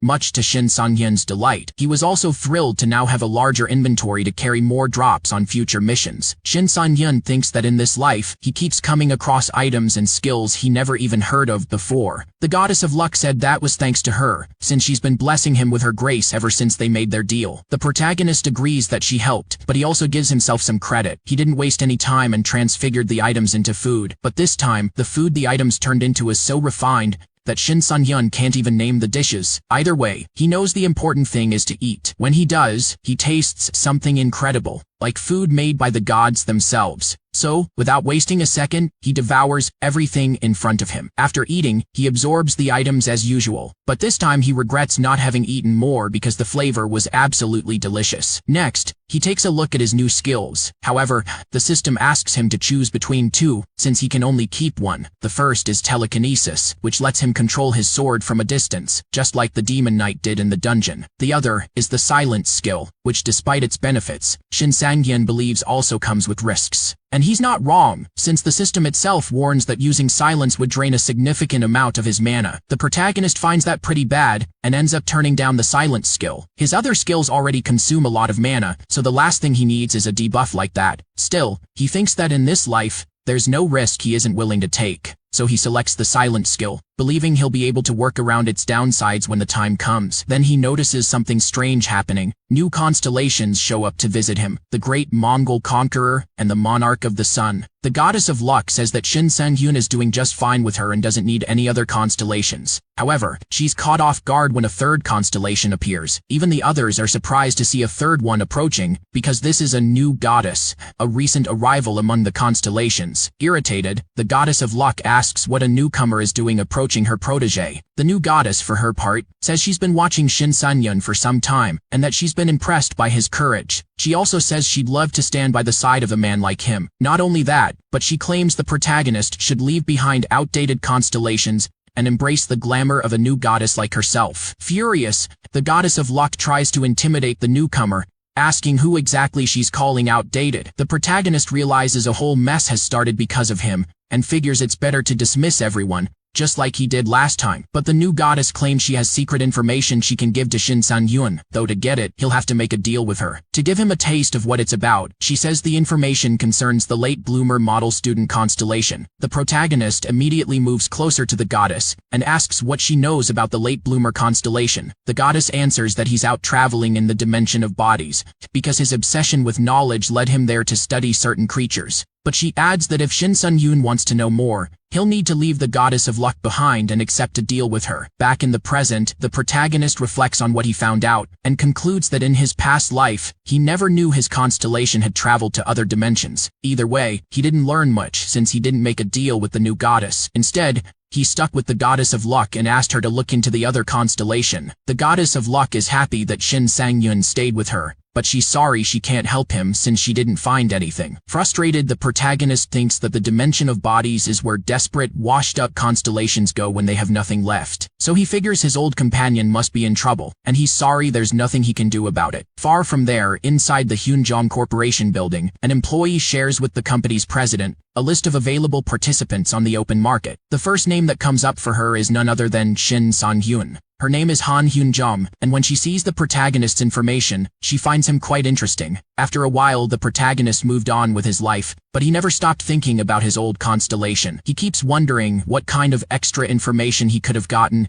if he'd accepted the contract with the new goddess. Either way, he concludes that the best move is to keep his relationship with the goddess of luck, since she's the one who saved him from death during the silent dungeon. After driving for a bit, he finally reaches his destination, the Hyunjong Market. This place is well known among adventurers, since it's where they gather to buy and sell magic artifacts. The market guarantees user safety in exchange for a fee, and not knowing that tends to put unsuspecting adventurers in danger. Either way, markets like this one are the safest way to trade items. Several guilds around the world have their own open markets, but in Korea, the largest one belongs to the Hyunjong Corporation. On top of the market itself, they're also affiliated with a powerful guild, which on its own is enough to guarantee the safety of the place. But there's another reason the market is so well known. The person running it is the seasoned adventurer Han Hyunjong, the only adventurer in the world capable of performing rank S buffs. Adventurers from all over the world visit this market because of her, and with so many strong adventurers around, the safety of the place ends up being guaranteed, without anyone having to say it out loud. That said, the number of people looking for her buffs is huge, which tends to cause constant chaos around there. When he arrives at the market, the protagonist is greeted by an employee. She says she'll clear his entry as soon as she confirms his credentials. After identifying him, the attendant notices that Shin Sang-hyun is on a priority list, and lets him know she'll be escorting him to the special floor. With that, the protagonist realizes that, without even trying, he's caught the attention of the owner of the place. In the middle of all this, he notices a few guys gossiping about him. They say they heard that Kim Miso and Shin Sang-hyun are dating. They also wonder how she can feel comfortable dating another guy after losing her last boyfriend in an accident. The protagonist is slightly bothered by that. Not wanting to draw attention, he casually remarks that the market is more laid back than he expected, nodding toward the kind of people around him. The receptionist picks up on the hint, and the gossipers are immediately removed from the premises by security. Shin Sang-hyun is satisfied seeing that and thinks he can now focus on what actually matters. After that, he takes the elevator up to the special floor. On the way, he thinks that in his past life he never would have imagined setting foot in a place this exclusive, let alone being personally invited by the owner. When he arrives at the VIP floor, the kind of people there makes it clear the floor really is exclusive. He also notices that a different receptionist has come to attend to him, which shows he's genuinely being treated in a special way. Her name is Song Ah-hyun, and she says she's ready to help him with whatever he needs. Soon after, the protagonist comes across a magic book, but he's taken aback by the price. Song Ah-hyun explains that the item is called the Book of the Abyss, and costs that much because of its highly sought-after contents. Shin Sang-hyun says that, as a swordsman, he doesn't use mage items, and asks to see artifacts that match his category. In the middle of that, he notices one item in particular is drawing a lot of attention from the people around. Song Ah-hyun says she can explain the item, but the protagonist says he'd rather check it out for himself. As he gets closer, he's completely stunned by what he sees, because the item in question gives off a massive flame. It's a magic stone called Almighty. The protagonist notices that this is one of the 9 legendary artifacts that exist around the world, known for being enormous sources of power, but his shock gets even bigger when he sees the price, 3 trillion won. On top of that, the item is listed as belonging to Jaeron Decay, which means that if such an important artifact is up for sale, he must have even better items. Shin Sang-hyun came to the market feeling motivated, but now he feels like a small fish in a sea of sharks. He keeps walking through the exclusive floor, but every item he sees leaves him stunned by the price. Even the cheapest artifacts cost more than he can afford.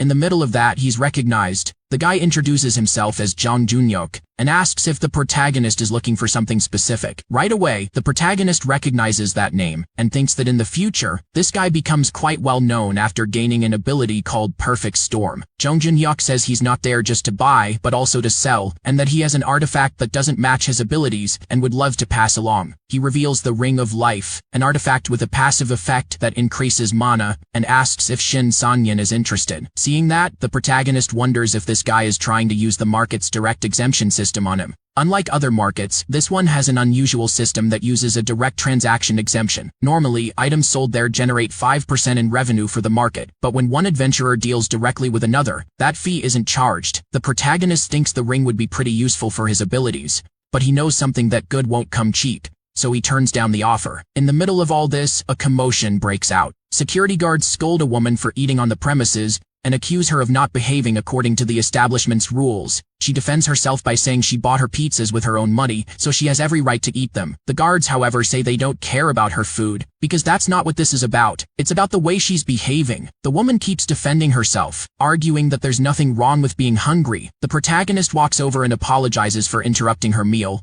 but lets her know he's interested in the artifacts she's selling. She says she's not stopping to eat now, so if he wants, he can go ahead and take the items and look at them as long as he likes. So the protagonist picks up the artifacts. He notices that both are magic rings. One boosts the user's speed, and the other increases their potential. Shin Sang-hyun thinks this would solve his stamina and mana loss problems, and on top of that, he notices nobody else there seems interested in these items. So he asks the girl how much she's charging for the pair. She says each one is worth around 1,500,000,000, but if he's buying both, she can give him a discount and charge 2 billion. The protagonist makes a face, so the girl says she can bring the price down a little for him. After some negotiation, they settle on 1,300,000,000. The protagonist thinks that in the past, he was pretty poor and never would have been able to buy something like this. But now that things are different, he sees it as an investment that could potentially return double what he spent. The girl, for her part, says that with that money she's going to buy some good food and then hand the rest over to her orphanage. The protagonist asks if she runs an orphanage, and the girl confirms it, showing him a photo. When he sees the photo, the protagonist feels a sense of familiarity. That orphanage is the same one he lived in during his past life, after losing his family, but he never imagined he'd run into someone from there again after everything that happened.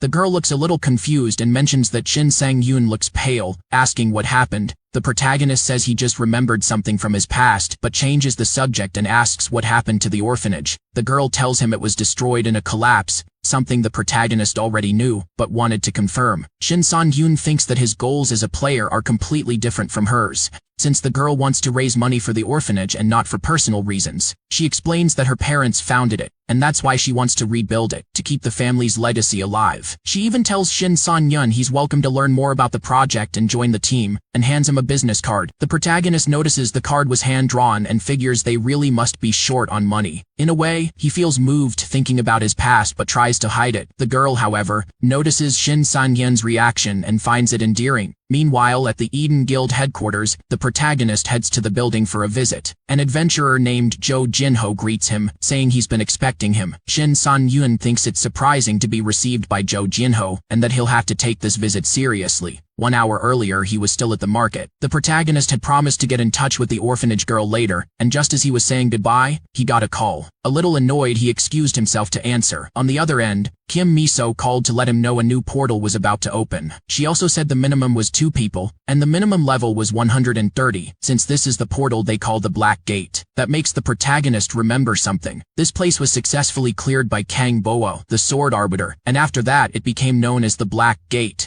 The protagonist thinks that he and Kim Miso have been working well together so far, and that there's no reason to turn down the offer. On top of that, he remembers the reward from that dungeon was an incredibly powerful epic artifact, though he can't recall the details. Either way, he immediately agrees to go, knowing it'll be worth it. Back in the present, he made his way to the guild building to meet up with Kim Miso, and he's not thinking about what he left behind at the market anymore. Jo Jinho asks if something is bothering him. Shin Sang-yoon says no, and the two keep moving. Along the way, Jo Jinho mentions that Kim Miso is in a meeting with the guild leader and will come see him afterward, but he says that if he wants, they can spend the time in the training room and points out that it's a rare opportunity, since not everyone gets to use it. The protagonist, for his part, feels the atmosphere of the place shift. Jo Jinho says he goes through that every time too, but tells the protagonist to make himself at home. As soon as he walks in, the protagonist sees someone already using the room and says they shouldn't interrupt. In the arena, Shin Tae-ri is training. Once again, she has a golem as a practice dummy, and she's not holding back since she always takes her fights seriously. But this time, she has an audience. Jo Jinho says he had the training room reserved and asks why Shin Tae-ri is there. She looks a little confused, and even more so when she sees Shin Sang-yoon in the building.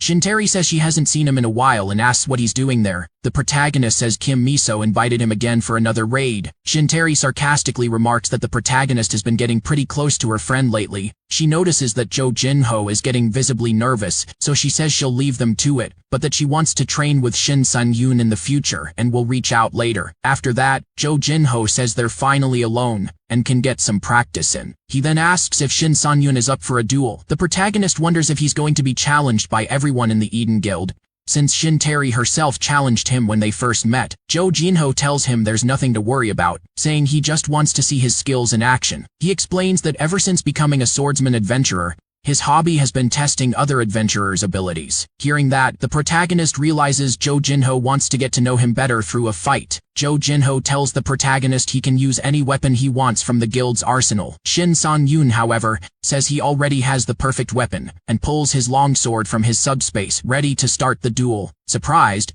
Jo Jinho says he's never seen anyone with that ability, which only makes him more excited to face Shin Sang-yoon. He gets ready to begin, and as he does, his body grows larger, to the point where Jo Jinho ends up 3 times his normal size. Meanwhile, in the guild office, Kim Miso's father is worried about his daughter's safety. Even though she insists she knows what she's doing, her father isn't at ease. Frustrated, Miso says she's going to keep walking her own path and asks him not to contact her. At that, Mr. Kim makes a call. He speaks with guild leader Jang and asks him for a favor. Back at the training arena, Jo Jinho says he's about to find out everything he needs to know about Shin Sang-yoon, and he can't wait. After activating his combat mode, Jo Jinho asks if the protagonist is ready. Seeing what his opponent has done, Shin Sang-yoon thinks this is the first time he's seen an Eden Guild swordsman in giant mode. He knows Do Gyung-soo is the benchmark among swordsmen, but not everyone can replicate his style, so many don't even try. Fully focused on raw strength, believing that was the only answer, those people kept training their bodies and pushing their power. Shin Sang-yoon himself was one of them, and yet he wonders who truly stands at the peak of strength-based sword fighting. There's no single consensus worldwide,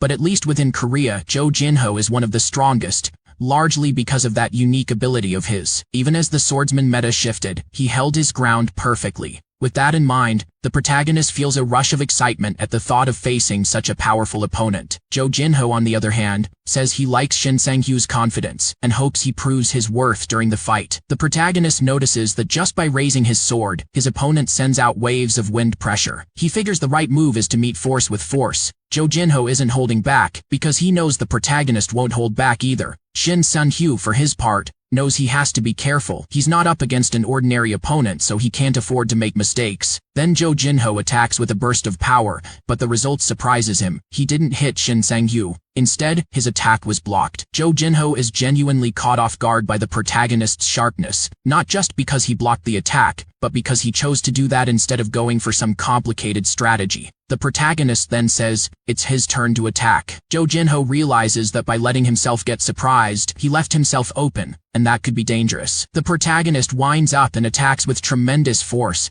the impact reaching even the surrounding area. Even after taking the hit, Jo Jinho is glad to see the kid isn't holding back. At first, he thought Shin Sang-hyu was just another show-off, but now he realizes how wrong that conclusion was. Either way, he knows he can't back down now. He compliments the protagonist's attack and says that normally, a regular adventurer would be blown apart trying to block one of his strikes, but he can see the kid is tough. Still, he says a real man doesn't need to be modest, and he wants to see what Shin Sang-hyu is still keeping in reserve. Jo Jinho apologizes in advance. Even so, he says he can't hold himself back when it comes to fighting because he sees it as disrespectful not to go all out against any opponent. The protagonist thinks about how this is the same attack Jo Jinho used to save countless lives during the second collapse, which would have happened 20 years from now, and that same relentless barrage of meteors summoned by spellcasting monsters is about to come crashing down on him. Jo Jinho says this technique is still incomplete, which is why he doesn't use it often, but standing in front of Shin Sang-hyu, he feels like he has to give everything he's got. The protagonist thinks that what Jo Jinho calls incomplete is already more than he can handle. Even using all of his power, he knows he can't defend against this attack, so Shin Sang-hyu knows he needs a plan. His strategy is to strike at the flank where his opponent's force is least concentrated. It's a ridiculous strategy, but he thinks it's all he has. The protagonist knows this attack is the equivalent of more than 700 adventurers striking at once. But even if it sounds crazy, he's going to see it through to the end. After all, that's what he's been doing ever since he came back, and he wants to turn the impossible into reality one more time. Not too far away, Kim Miso is walking while turning a few things over in her mind. She's a little down about what happened between her and her father, but she tells herself she needs to shake it off because she's about to meet up with Shin Sang-hyu. Then she and everyone else in the building feels a tremor. Everyone assumes it's an earthquake, but Miso knows the shaking came from the training room. Alarmed,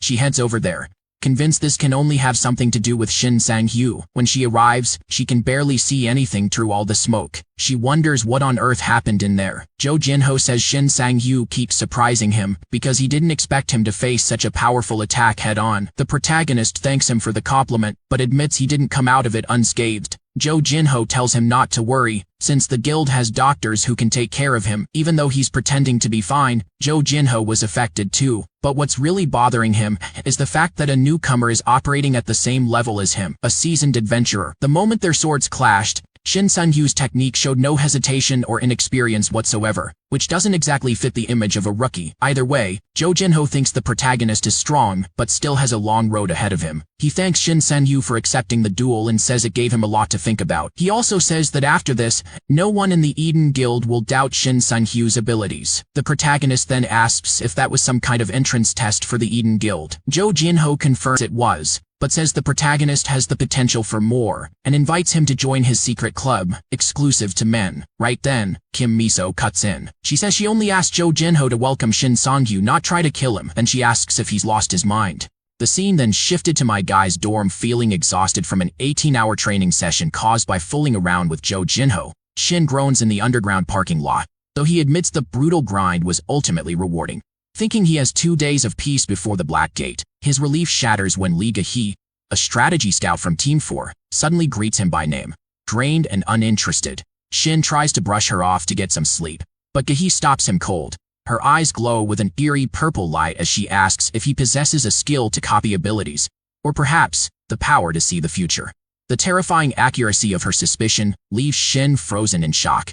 The scene cuts to the Yakido Blackgate entrance, where Miso arrives early to find Shin sitting alone, radiating a menacing dark energy that prompts him to coldly snap, "Who are you?" before he shakes off his sleep-deprived days. Internally, his mind is spiraling because he spent all night researching Dahi. Absolutely terrified that his regression has been discovered, yet he hastily promises Miso he's fine to avoid wasting the rate.